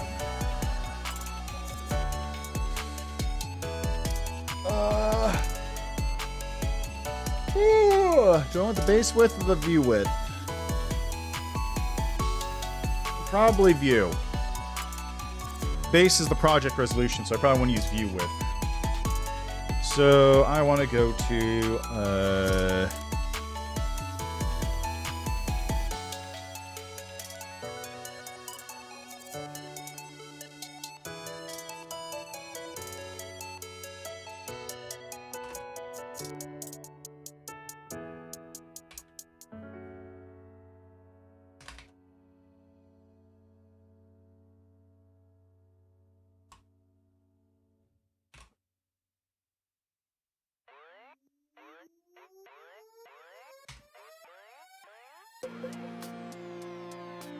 this should actually be view H. There we go.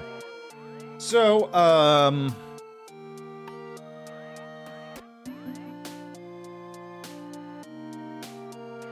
just going to create a new unit of measurement, the AyotoPixel, which is equal to 1/100th of your height or your width. So if you have a height of... basically, you can have 100 AyotoPixels within one screen, horizontally or vertically, which means there's 10,000 AyotoPixels per monitor, regardless of what your monitor actually is in terms of resolution. Now, that seems stupid. Why would you do that? Well, let me explain. You go over to...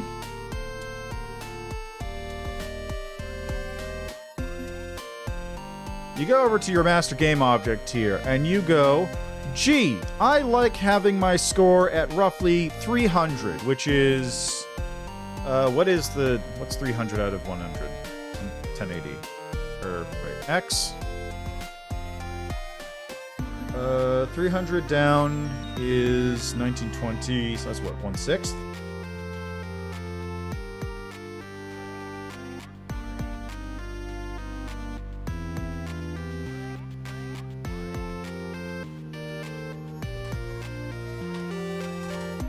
Yeah, let's say a sixth. It's 6.4.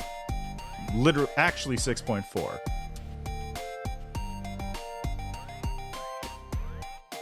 So I go, instead of being 300 down, it is, across, it is, Ayoto pixel H times 6.4. Now this is 5, which is basically nothing compared to 1080. Oh no, 5 divided by 1080 is 0.46%, so let's call it 0.5. Let's call this...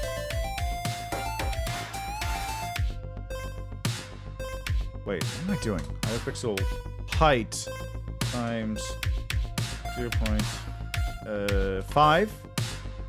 And for this one, we want 300 divided by 1920, which is roughly 15%. So let's go 15. Now, when we go to the game, start the game.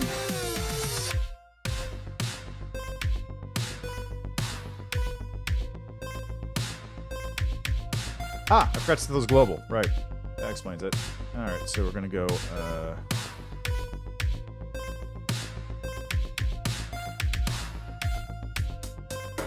try that again.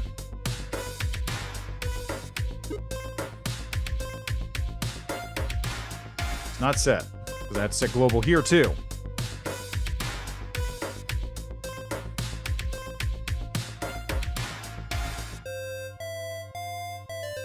Probably change what that actually says.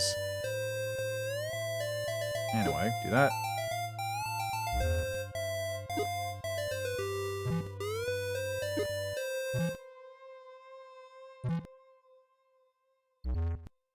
That seems way too far to the left.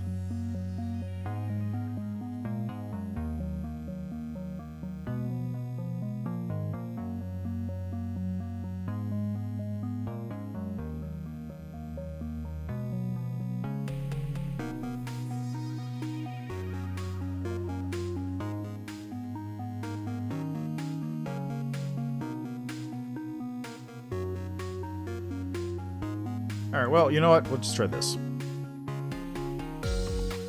So what's 1620 divided by 1980? It's, 84.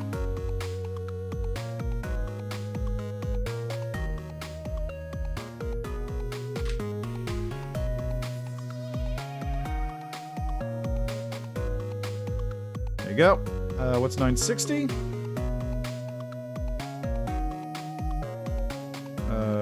That's half.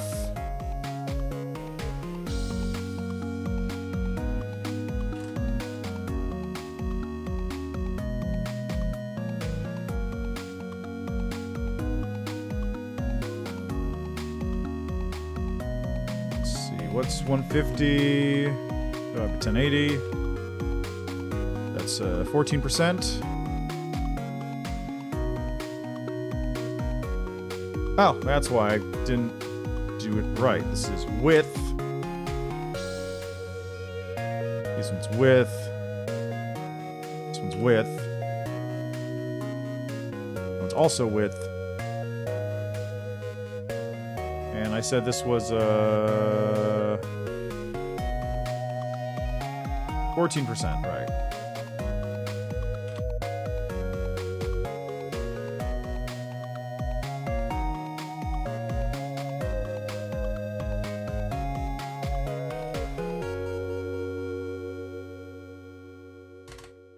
It's about 10%.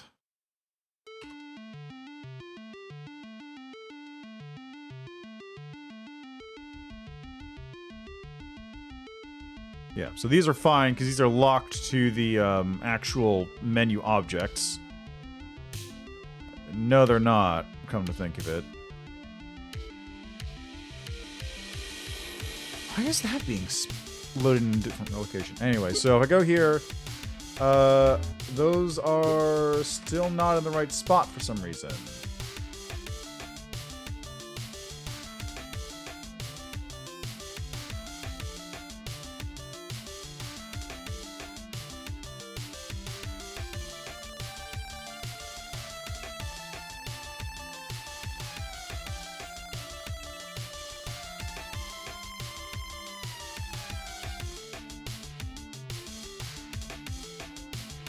What are what are those? What is view W and view H?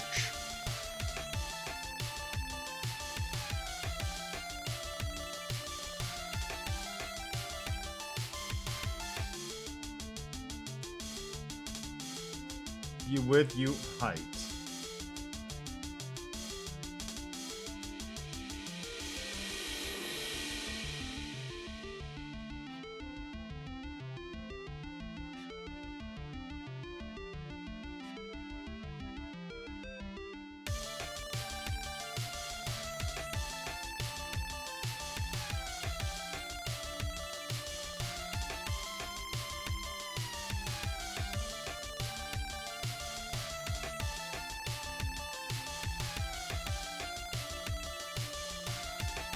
Am I actually using view width and view height for anything?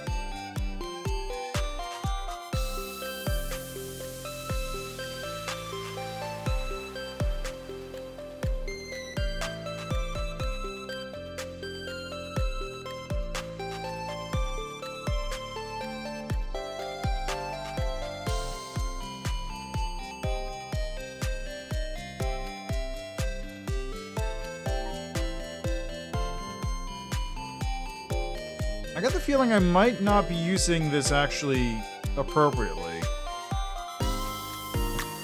Because I just realized view width is only getting used here to set the camera. And I'm actually just using max width and max height, or base height, for everything else. Maybe it should be base W? No, because base is 1920 by 1080. That means nothing.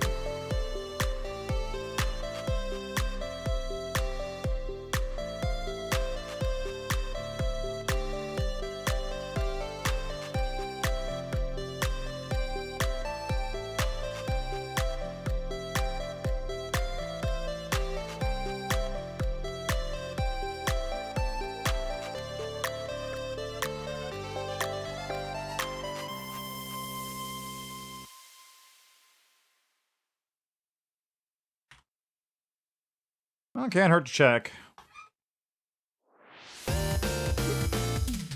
Yeah, no, that didn't work.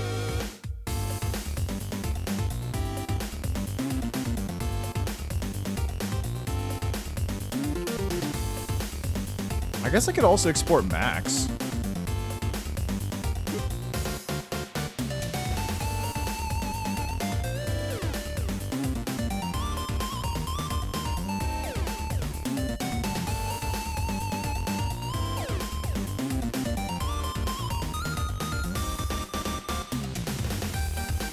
Oh, right. One other thing I should probably do in credits.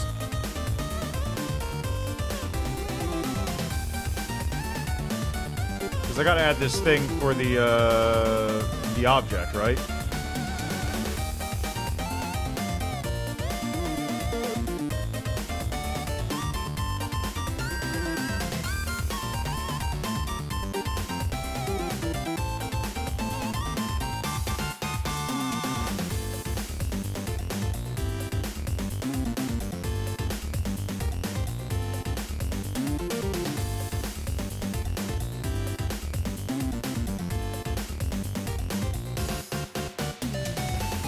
So do I just, like, slap this into my credits, or what?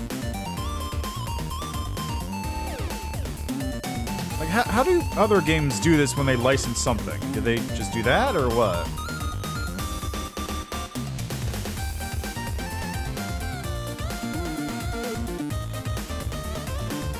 Huh.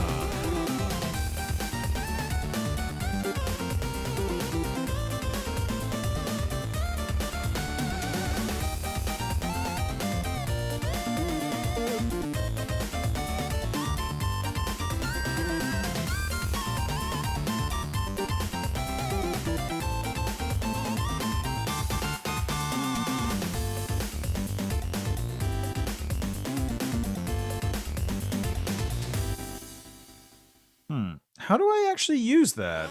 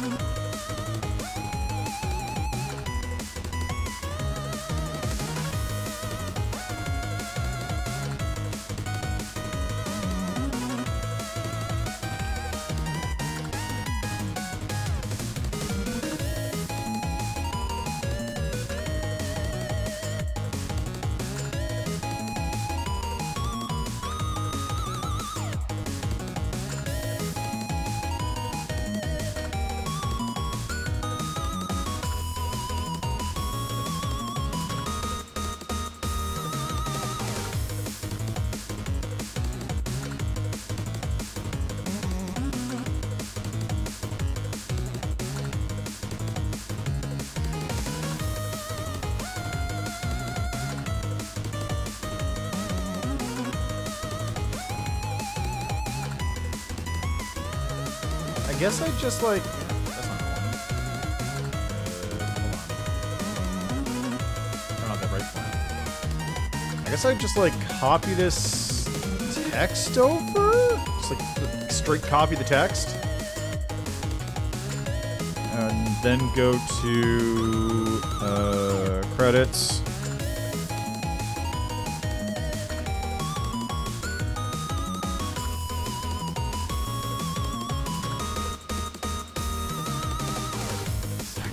This is gonna work.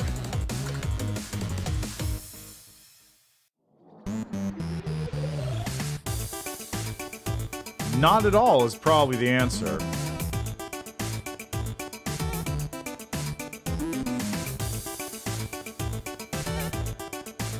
How do I insert a big block of text?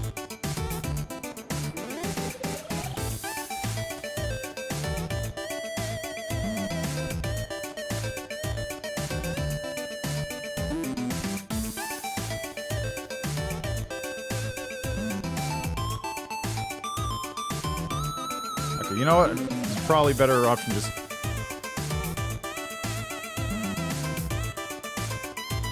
code it up.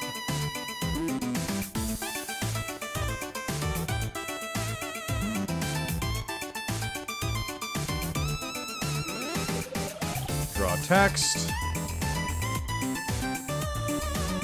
Let's go, max 860.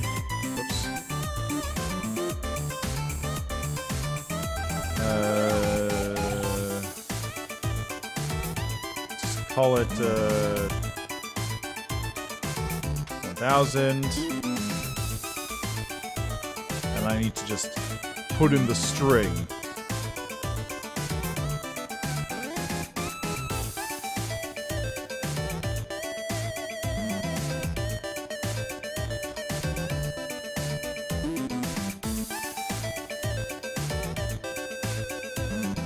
Oh, I see.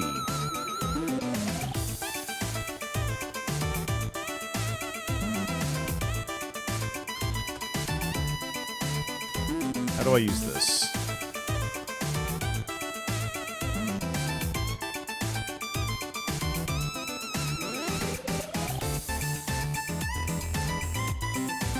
Okay, so it looks like backslash prevents that from doing it.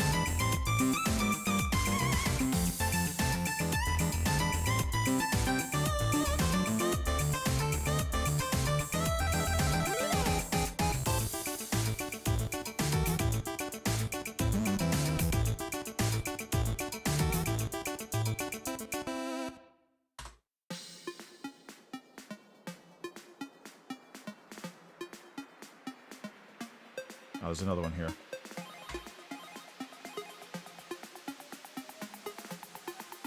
Unterminated string literal.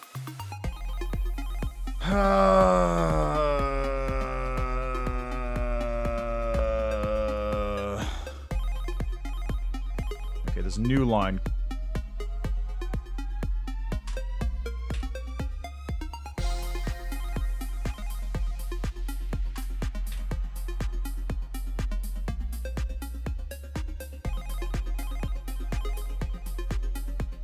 Gonna... Oh, I got it all written down in the thing anyway, so that doesn't make much of a difference.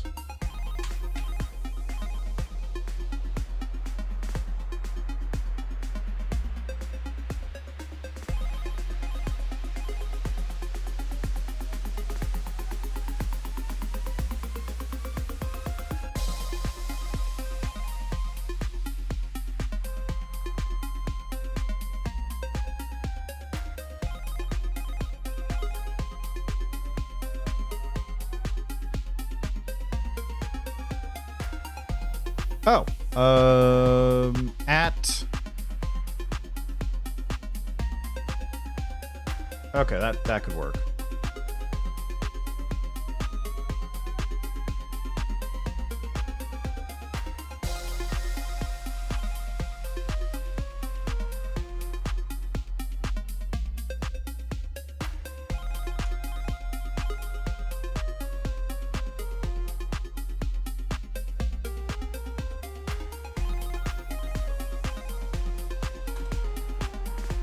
Okay, so why is this...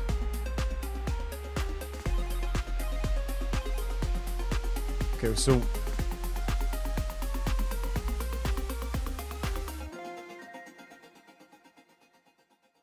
Okay, so that's what's happening there. So I gotta do like this, and it's still taking that as being part of that. So how do I prevent a thing from being read as a string? Or as a quotation mark?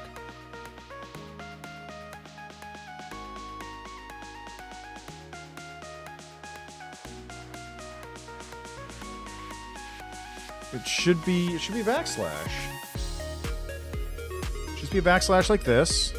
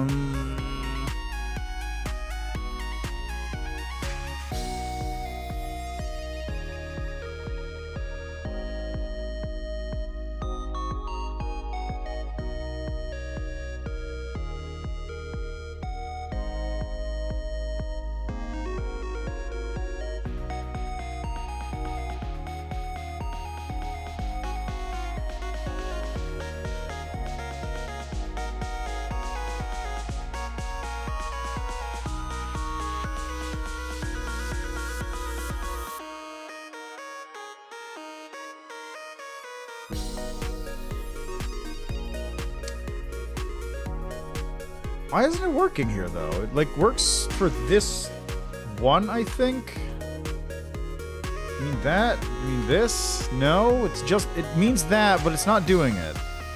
It's not escaping.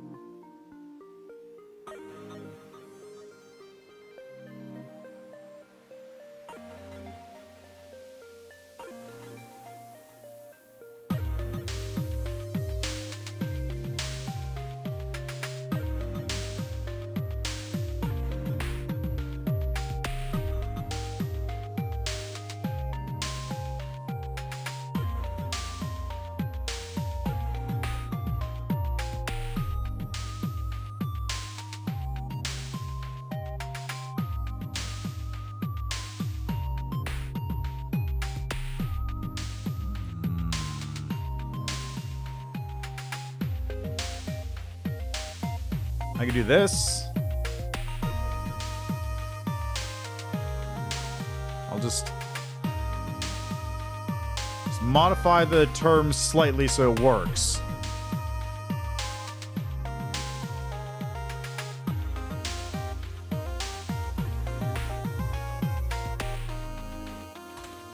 All right, let's see how that looks. Probably not great, but you know, what are you gonna do? Boy, that's a lot of text. Okay, let me set this to 0 actually, so I just load up on a normal view. Credits. It's down there. It's on the screen, partially. It's a lot of text, though.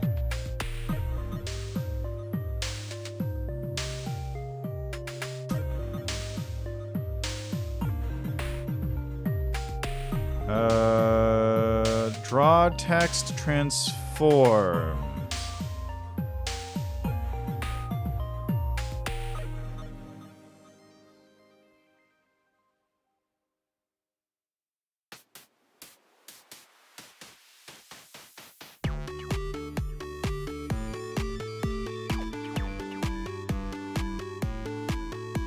X, Y,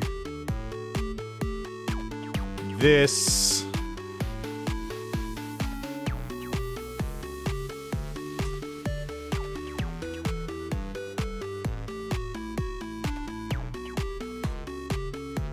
That's the wrong thing. X scale is 0.5, Y scale is 0.5. Well, that's okay. You know what? Actually, I'm gonna move this over a little bit. I'm gonna try moving it over to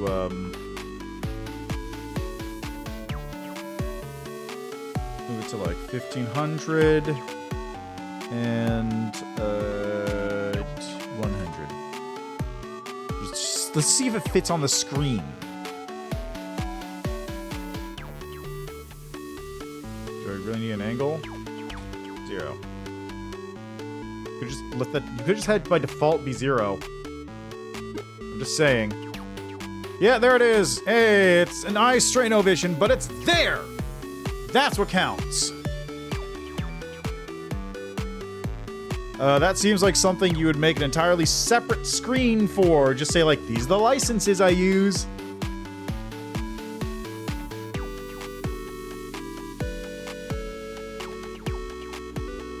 Really pissed off that I can't get the this working. Like, why isn't that working? Why is that not working? Why doesn't that work?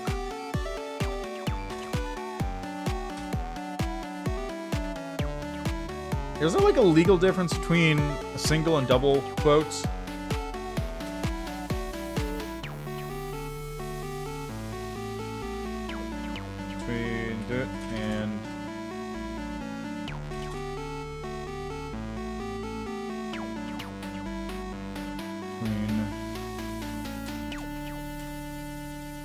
What's the difference between single and double quotation marks?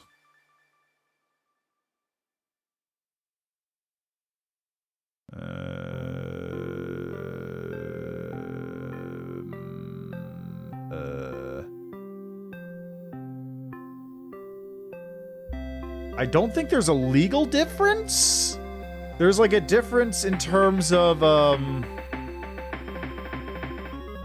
what they usually denote, whereas double quotes are speaking or a direct quote, whereas a single quote is like a quote within a quote or something.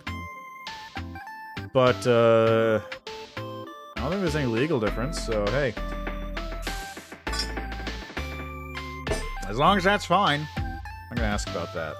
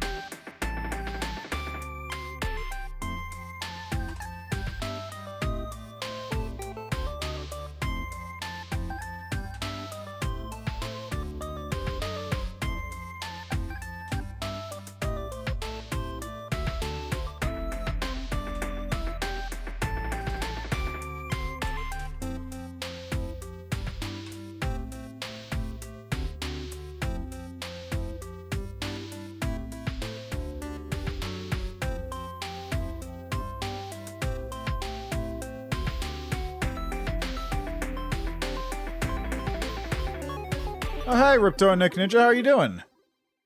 Okay,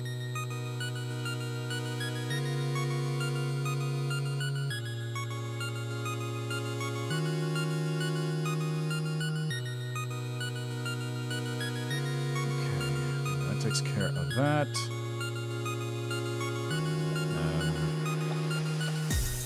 I can probably close this one for now.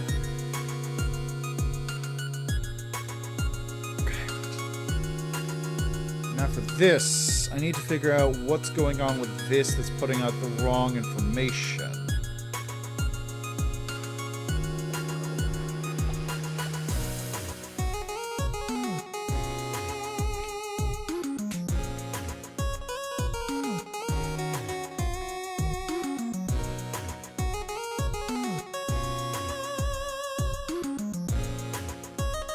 I suppose I could do the exact same thing here, where if global res custom is that, then that's equal to that.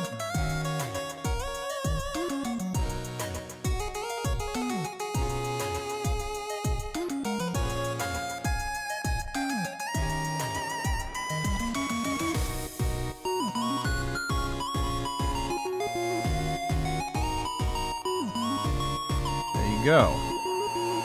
So that'll pull out the custom information. In every other case, I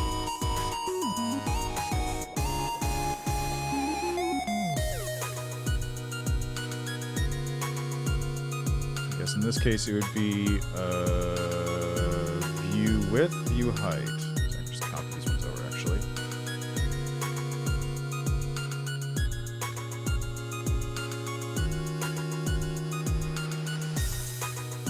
Okay, so custom resolution set to 0. Let's set to actually, let's keep it at 0 for the moment. See how this works.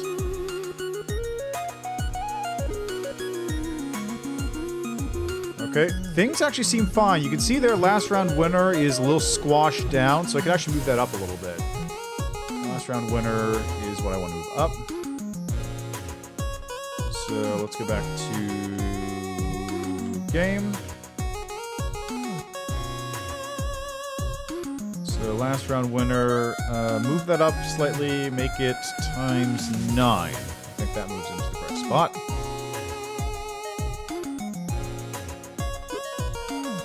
Yeah, that looks good. So everything there is now set. Now, we set custom resolution to 1, and now it's 8K. Look at that! It's in the right positions! Even though it's tiny as shit and you can't see it. This is the way the resolution works, but it's there!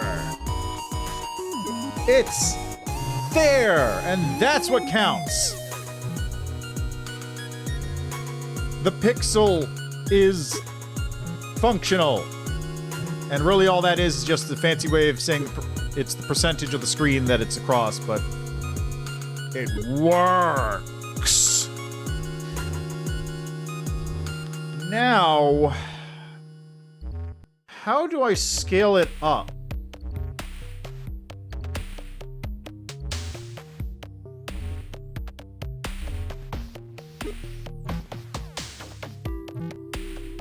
Because right now, like, the text is all teeny tiny. It's not, this is not good.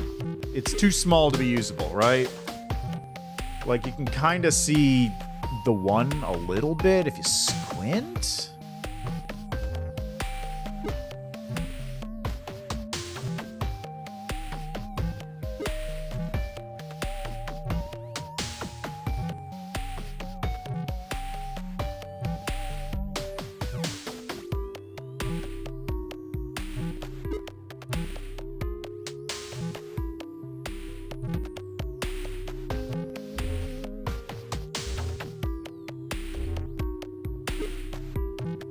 What I actually need to do is somehow find a way to, like, whenever I put a number in, auto-convert it to whatever resolution I need. Which I don't think is viable, so I've just got to do a lot of math. How would I I even do that? How would I make something to auto-convert that? It would have to be some kind of macro. It would have to be a macro that I would have to call in specific locations somehow. So it can't, like...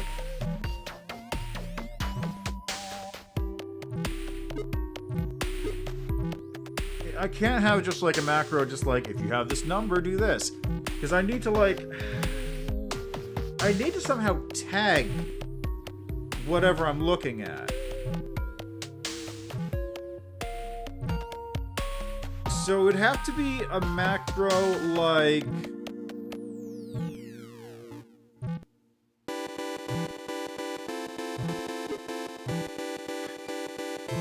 It would have to be something like this. And I don't know if this works, but we're just going to do it just for funsies. So we're going to do this, and we're going to do macro right here. And macro, we're going to call this rel. And we're going to make it I guess. And the value of rel I is I divided by 1920. And I can do a second one here, which is, let's go rel W, rel H, I is equal to I divided by 1080. I don't think rel is used anywhere else, right? Pretty sure. So, theoretically now, right? Maybe, because macros are global, and I don't think rel is used anywhere else, and certainly not rel W and rel H. So, if I, for example, actually, no, let's go to, let's do another one here too, and make it, rel S, which is going to be size. And I don't know how I'm going to do that one.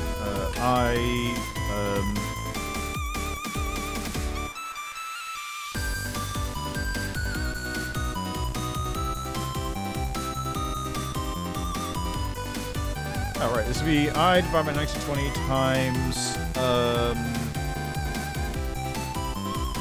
get a pixel width.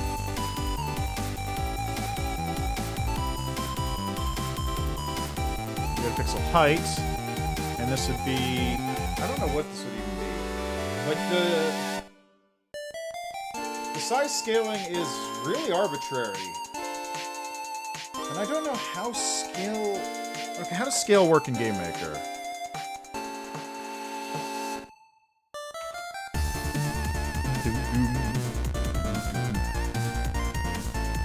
Okay, scale 1 indicates no scaling. That doesn't make sense. How do I scale text?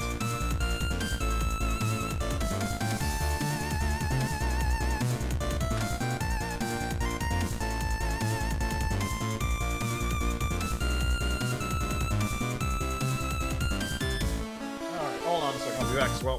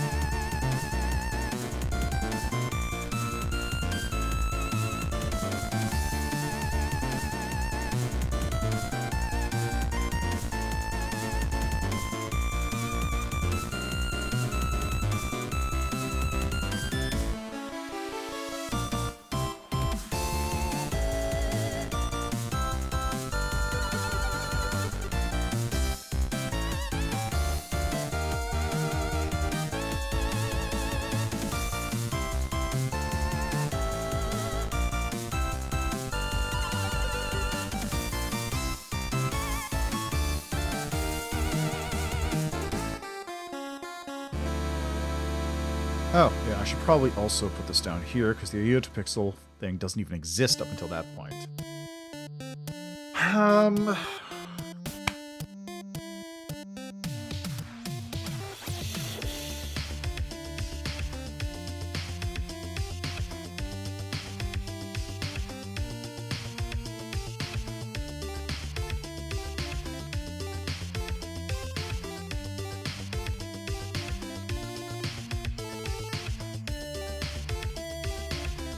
Scale usually has an X and a Y component, right? Yeah, scale X, scale Y. So, or else X. Or else Y equal to I. And let's say my normal base is 1920 by 1080, right? So I could just do... What I could actually do is I'm gonna pull out View HW or Global.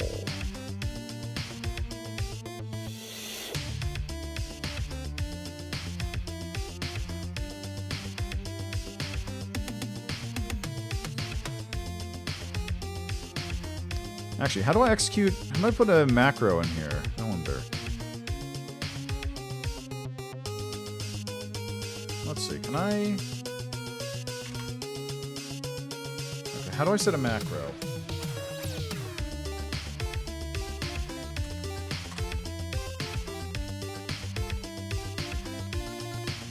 Okay, so do macro variable expression.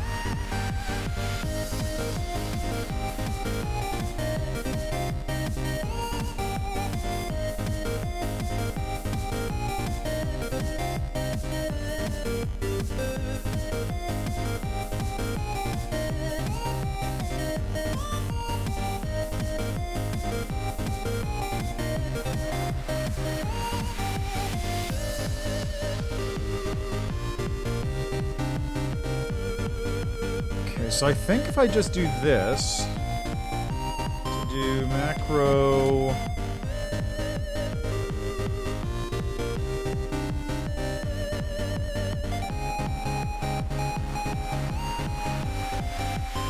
like that? Is that right? Yeah, no, that's whatever. I understand it's not used. I'll get there.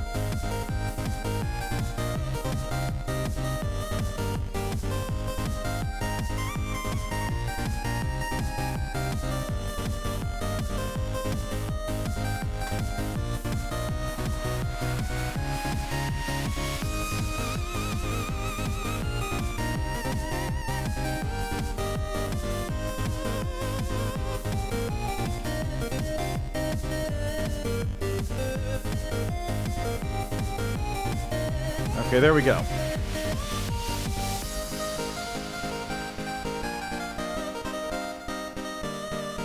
Okay, so in the case that a macro... Okay, so in the case I'm using a custom resolution, so it's I times X is width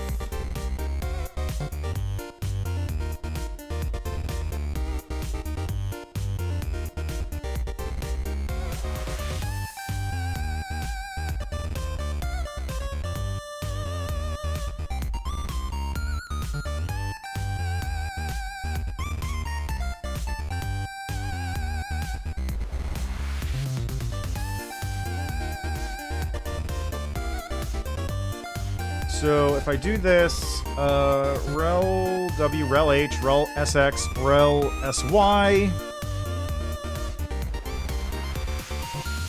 So I just want to get a scale factor between the two resolutions and what I actually have. This does it. So in this case, I basically do the exact same thing.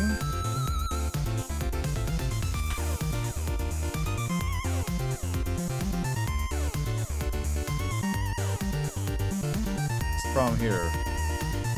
Oh shit, that's right, it already exists.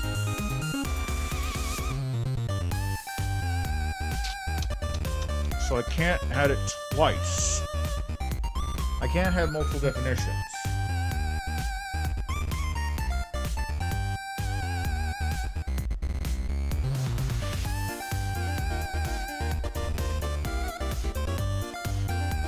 Because the macro basically exists at the start of the game no matter what.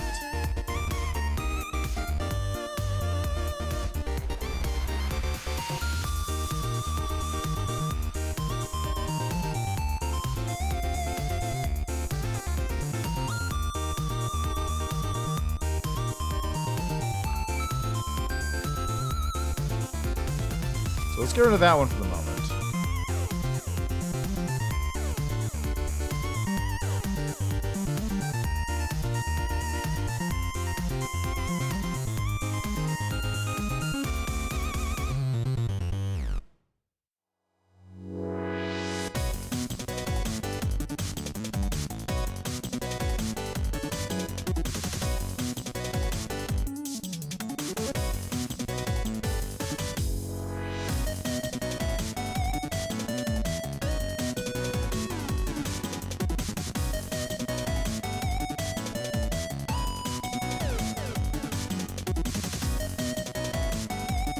Can I use that, actually?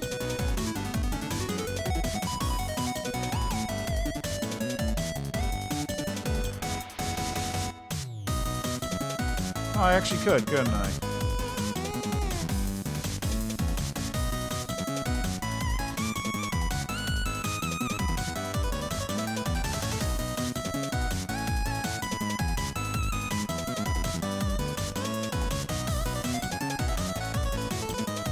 So, if I just do, in that case, if I just do, X is X width?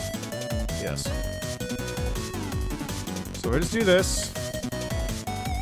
I times that times 100 divided by 1920. I times that times 100 divided by 1080. There. So, because it's just the width and the height. So if I get the width and height divided by the thing that gives me a scale factor in those directions. Now that that's set, let's see if it actually works the way I want it to. Because that's the important part here. Okay, so going back to here, we've got rel scale X. It was 4. Oops. Rel scale Y.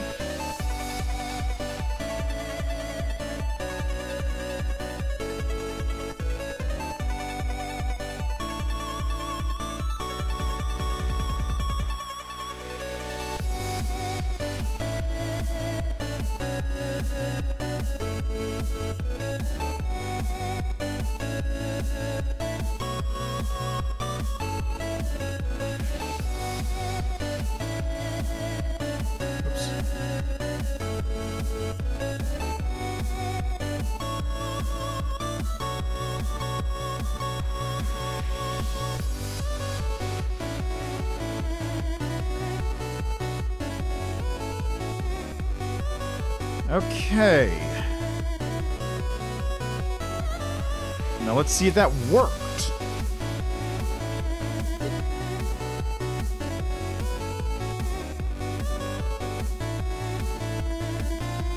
Master game, rel C not set before reading it.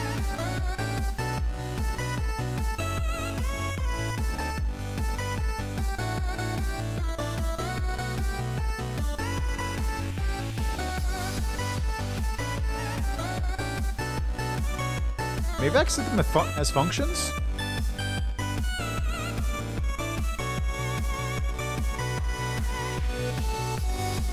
So I can use script here, and we're gonna call this script. We're gonna call this script scaling. So we're gonna call this one it's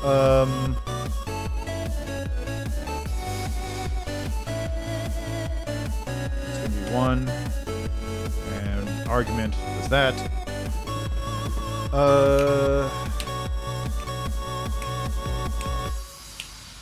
It's constructor because it's going to output the value I need at the end. This one is going to go. I'm going to call it rels x.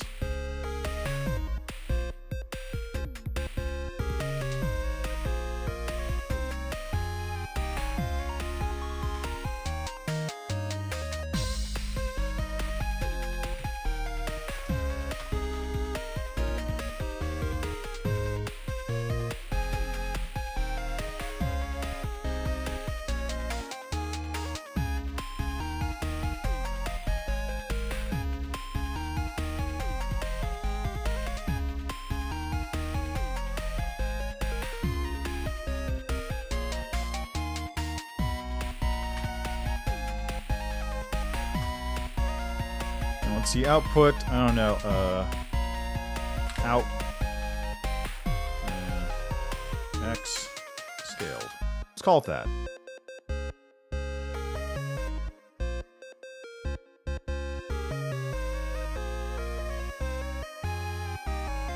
I actually need to do that? I don't know, we'll find out. Alright, so rels X is put in there. Let's add another one. Declare a new function. Call it rels y, same thing.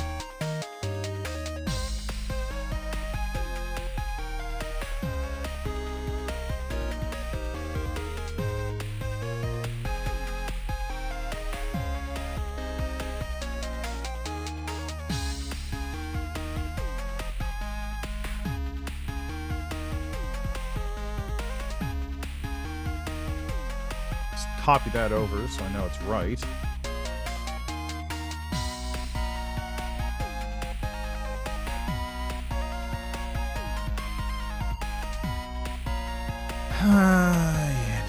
Okay, let's see if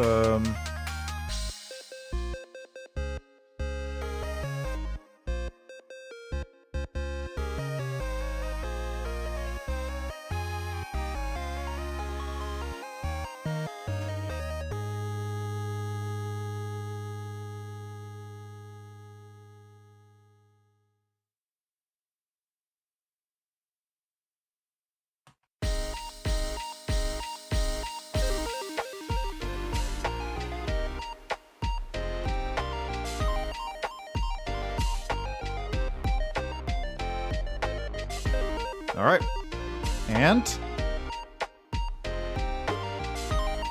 doesn't work. Expecting a number. Okay, so it's expecting a number.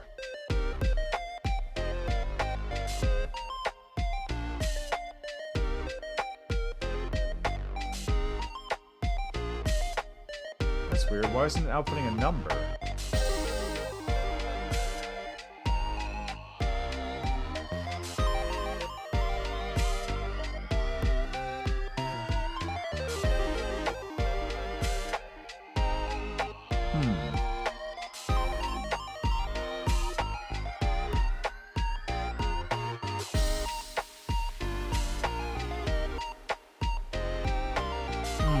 So what's it outputting then?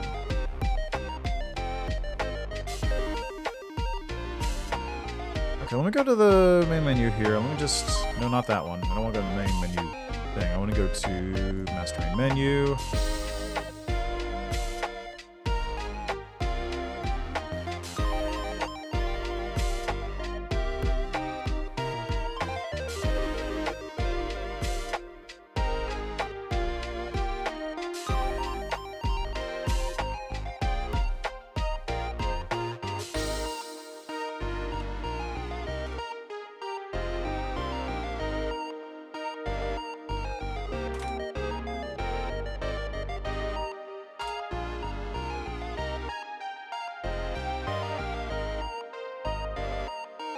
let's see what it outputs.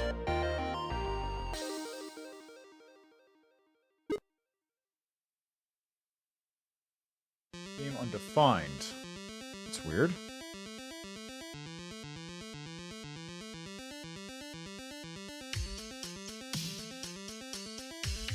Why would it be undefined?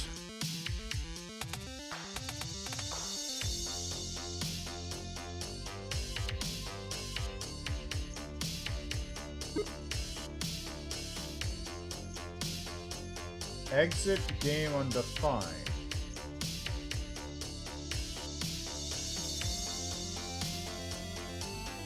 Oh, right. No, that's correct. Okay. So, it's just undefined. So how do I output a number? I just need to do math.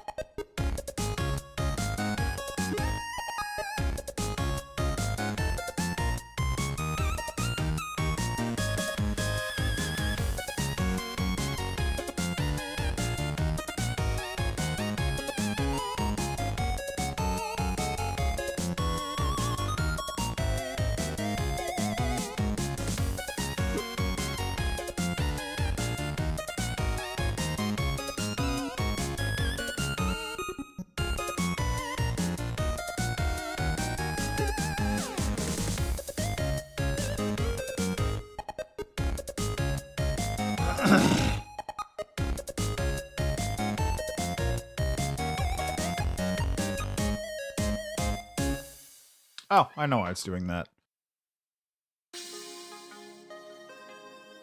So I was wondering why it was beeping every single time, and I just realized why. It's because, now that's the utility. I want master controls.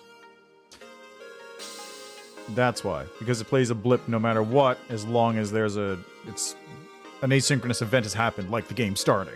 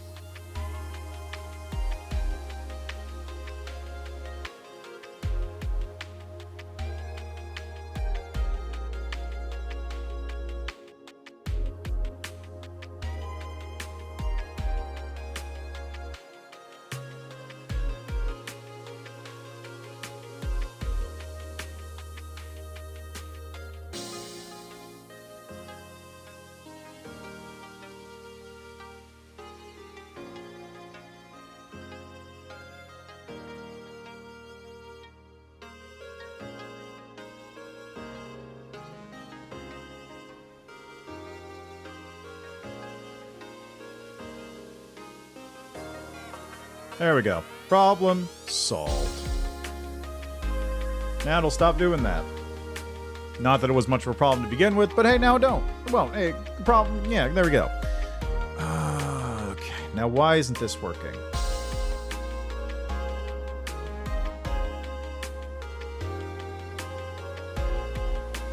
Okay, so how do I get a function to output just a number?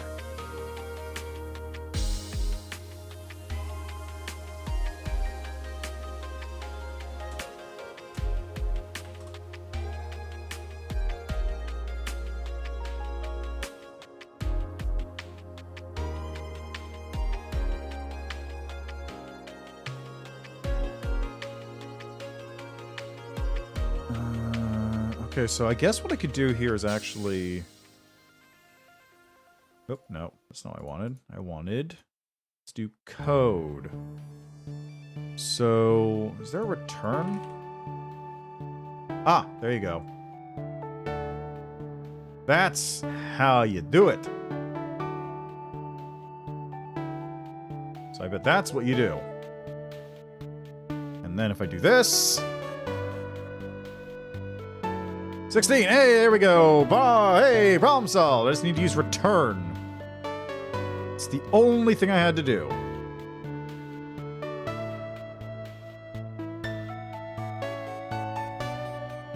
There you go. Ross X. Ross X. Ross Y. Just returns the number, and that's it. That's all. That's everything you had to do, and then we're good.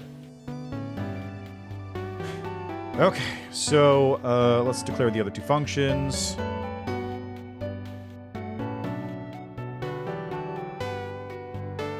Decimal integer. What the fuck?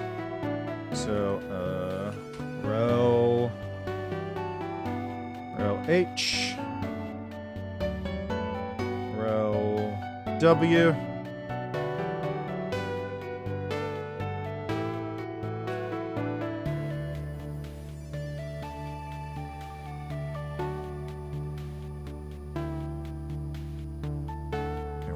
There we go.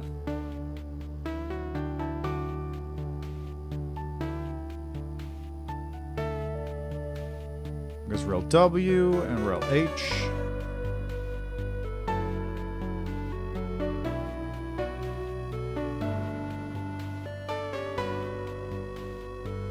There we go. Okay, so rel W, rel H. Now return the numbers I need. What should be the value here?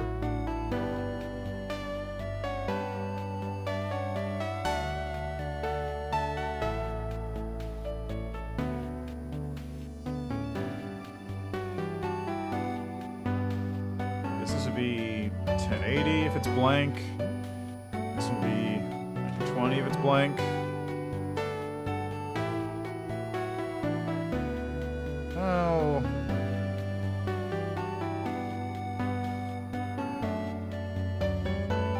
Set to 0, actually. Well, no. Because, I mean, using these functions, they have to have a value. Like, there's no instance where these things will not have a value in them. Okay. So the scaling script is now set.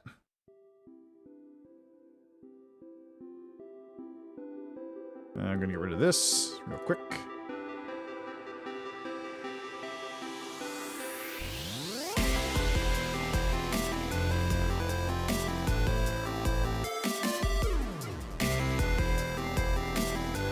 Let's see if it works.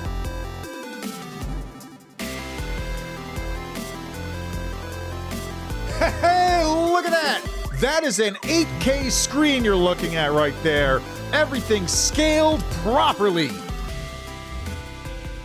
And the best part, I no longer have to do math. The game does all the math for me in the scripts. It's perfect. It's perfect. Mostly. Alright, so let's, I guess I gotta move these things back around, huh? I don't know what these numbers were. I think it was like 300. Let me see. So,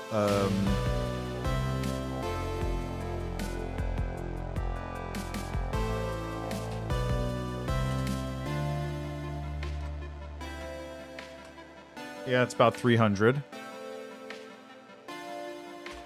Let's roll H.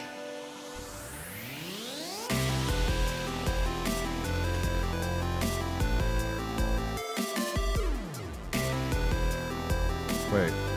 No, let's roll width. Terrible at this for some reason.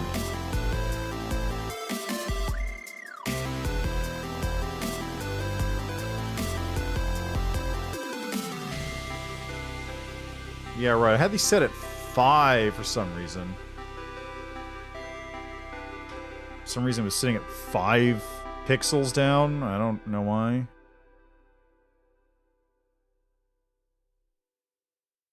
I think this one was like 1680. 20. I think it was like 1680 or something.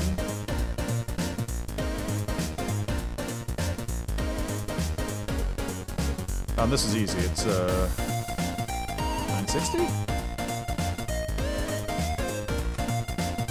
960.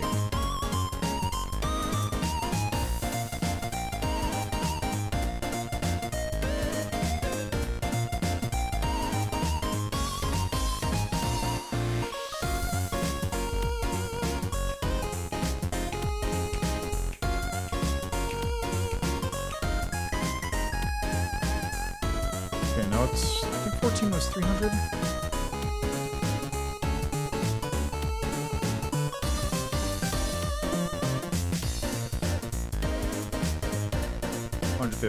Let's go 150.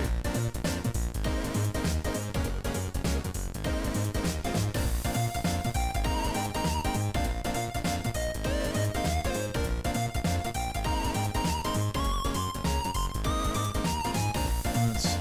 This one is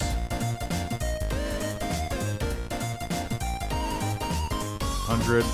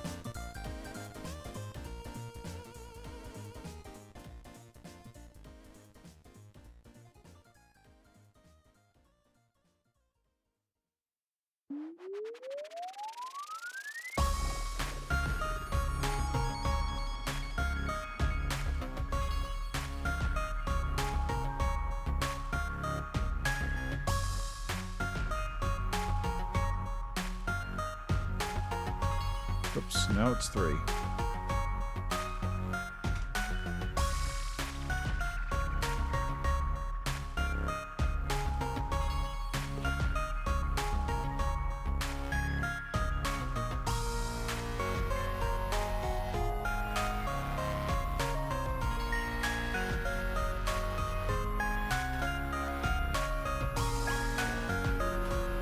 There we go.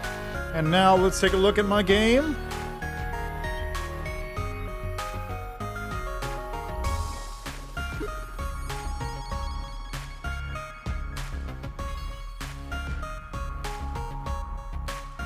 Okay, I think my math's a bit off. My math seems to be off there.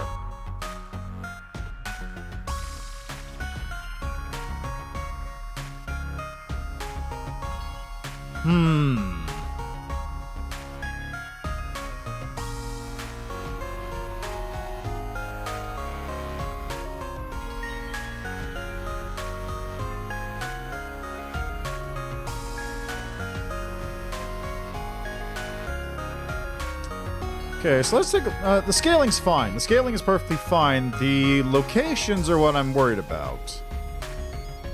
Like, rel width 960 should be in the middle of the screen. Unless I did the math wrong. So, 960 divided by 1080.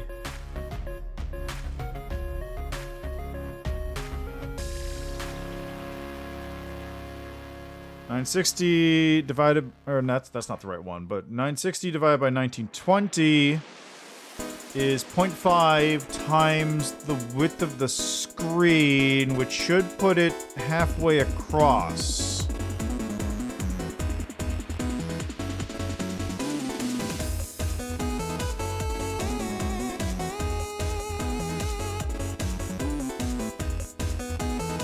That's odd. Why isn't it doing that?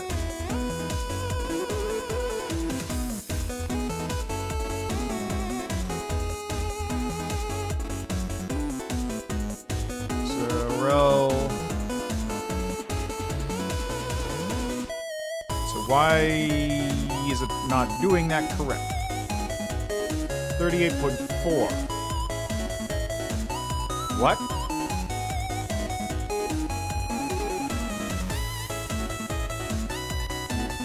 What?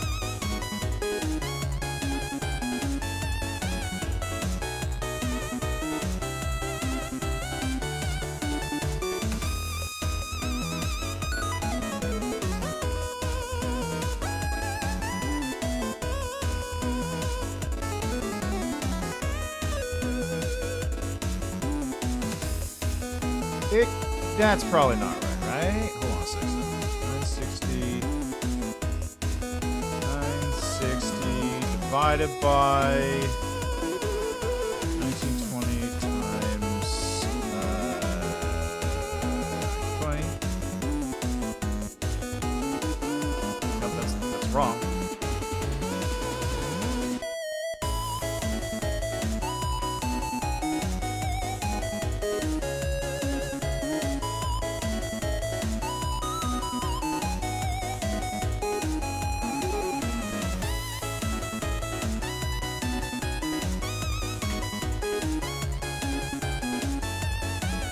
$76.80.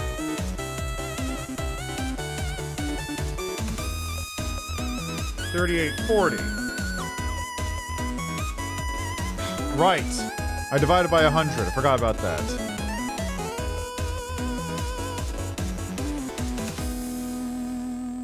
Forgot about that. I had a conversion factor going on there.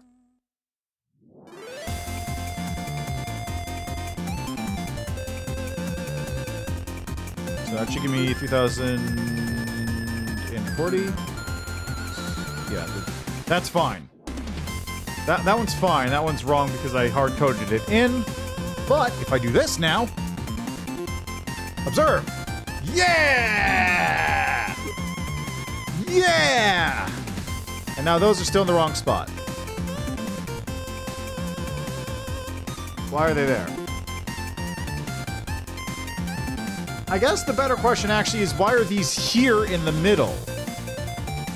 And also, what happened to my screen? Jesus Christ. That's probably, if I go to the game, it's probably when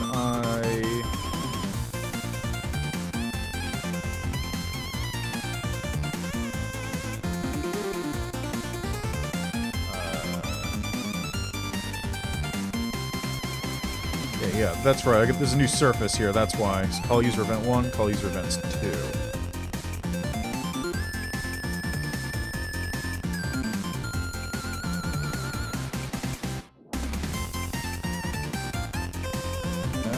Room width, room height.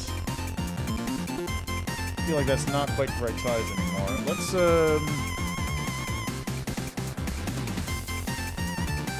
make a new one here. Set this to 7680.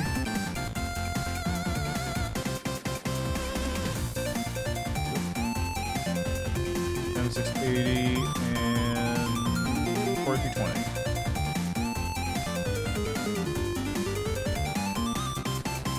I bet that'll fix it.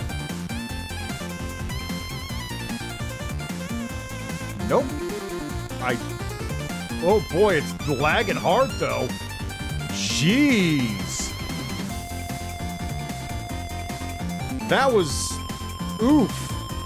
That was taking a lot of computing power for whatever reason. Clearly my graphics card is not meant for 8K gaming.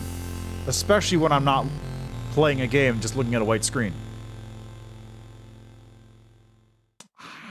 It's weird though. I wonder why I did that. Also I would just wonder why it's doing that in general. It only seems to happen when it's on a resolution higher than the base resolution, too.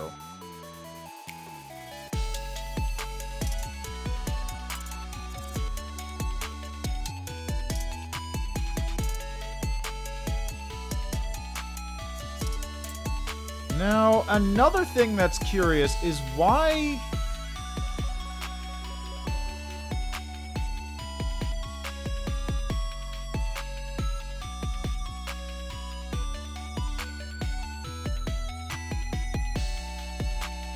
they're spawning at room height.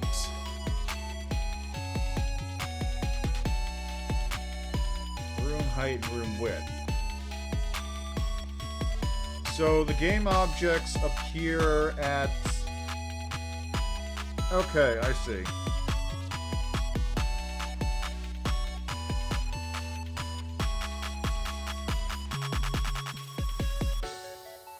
Okay, I see now. So the game objects are appearing at what I define as the room height and width, which is always going to be the base height and width. But it's always going to be the base height and width, regardless of what the screen looks like.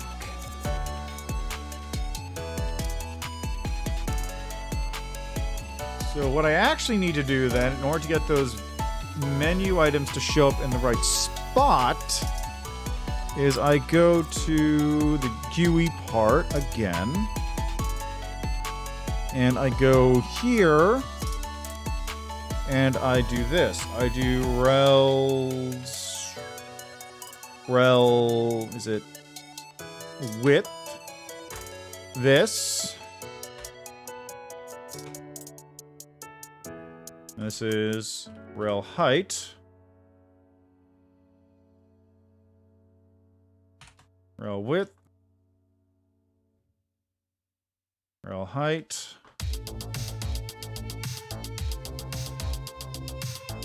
and you go here,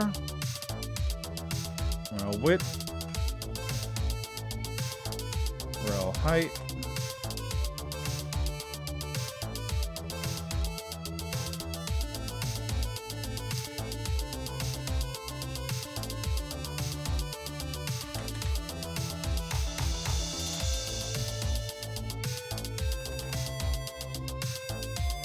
there's just gonna be a lot of me fixing this up.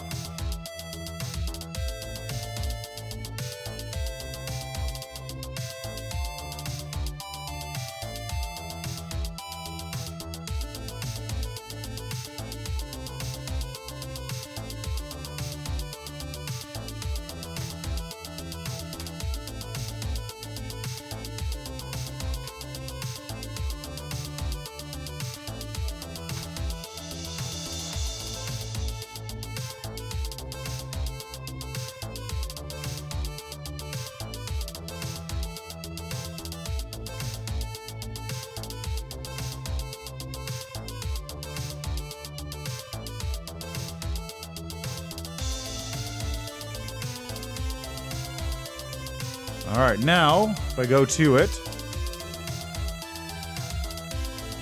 Ta-da! Now it's just eye-searing white for whatever reason. Which, no, that wouldn't be it, right? That wouldn't be it. That couldn't be it. That seems stupid.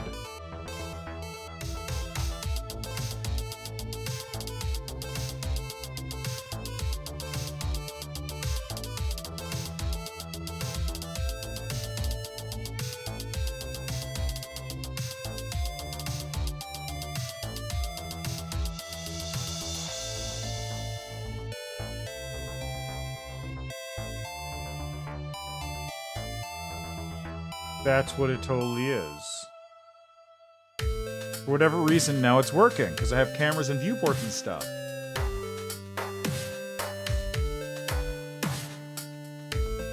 Let's take a look.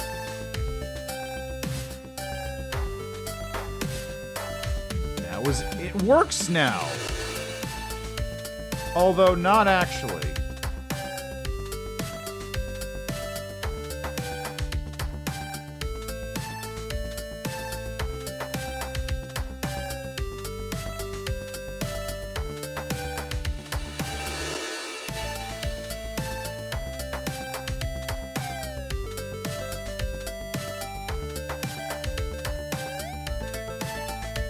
Yeah, that's it. Look. There's the background.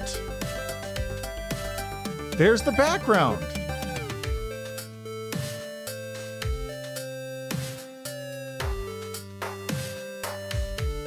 A function, draw a surface on the pause surface, set draw with 0.5, draw rectangle. Then do this, X draw color, draw paused. Set text alignment, this sort of resets it.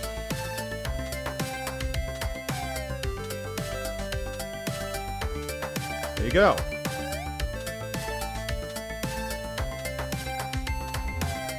Now what's up with that? Why is that like I don't understand. Okay, so this part's fine, but I don't know what's up with this. I don't know why that's doing that.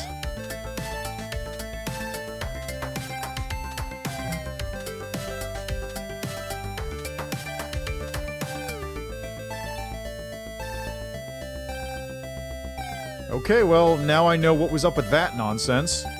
Now I just need to figure out why the pause surface is not drawing properly.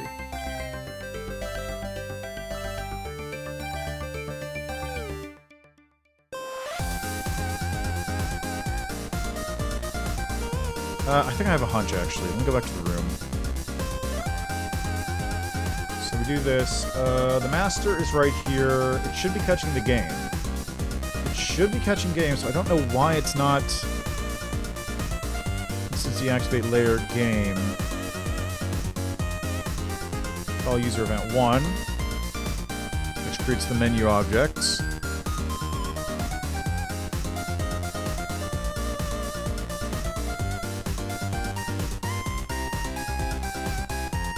Call user event 2, which does this stuff, which we already worked through. This stuff's been worked through already.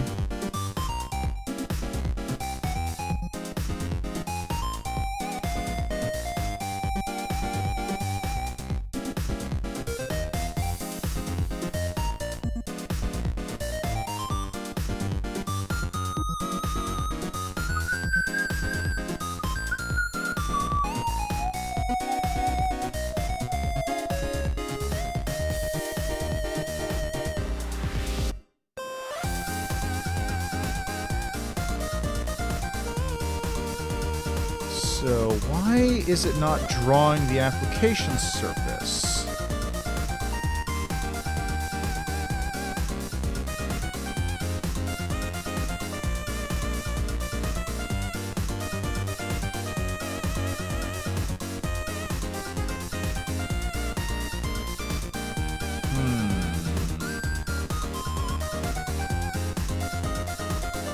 Anyway, it works.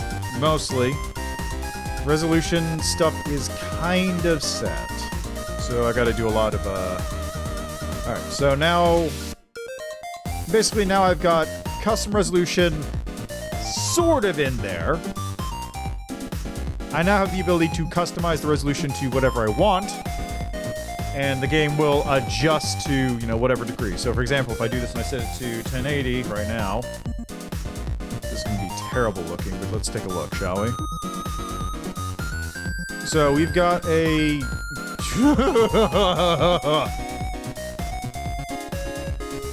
that resolution is a width of 7680 and a height of 1080.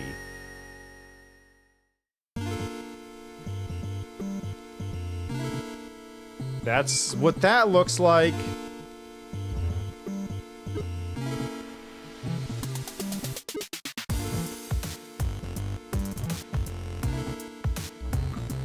This is stupid. I'm not actually sure why it, like... Shouldn't it be the other way?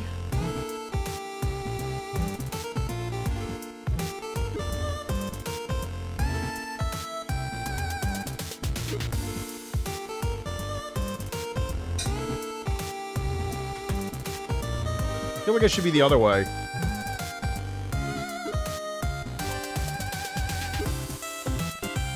Wow, it's going so fast!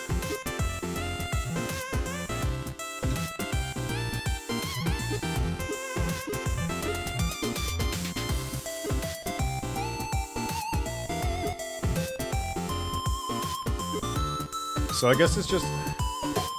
See, is this backwards? I feel like it's backwards. Okay, let's try doing the ultra wide.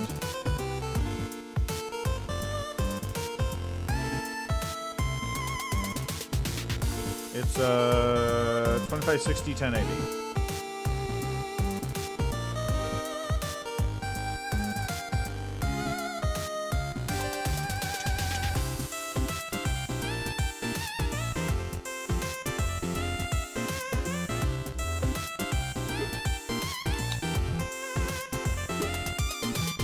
So the interesting thing here is it's not actually black barring. That is just the background being the wrong resolution.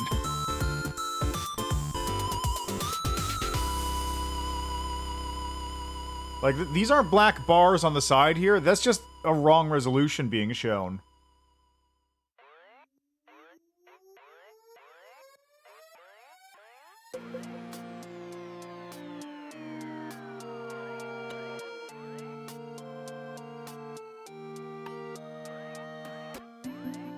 Oh, right.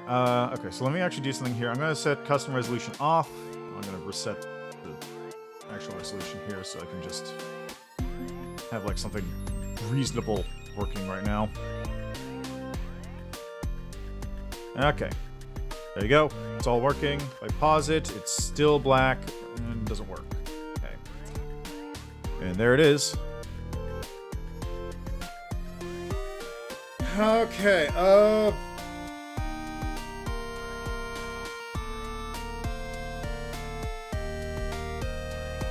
Okay, I got stuff to fix now. I gotta figure out why the pause surface isn't working anymore. I got a background, so that's cool, but I don't know why it's not working.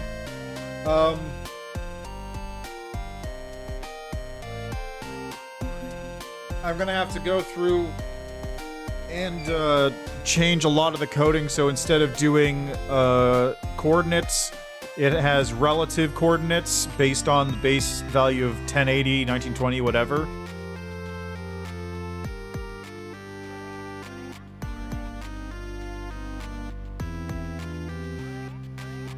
Which, hey, that's pretty sick that it's all in there. What else?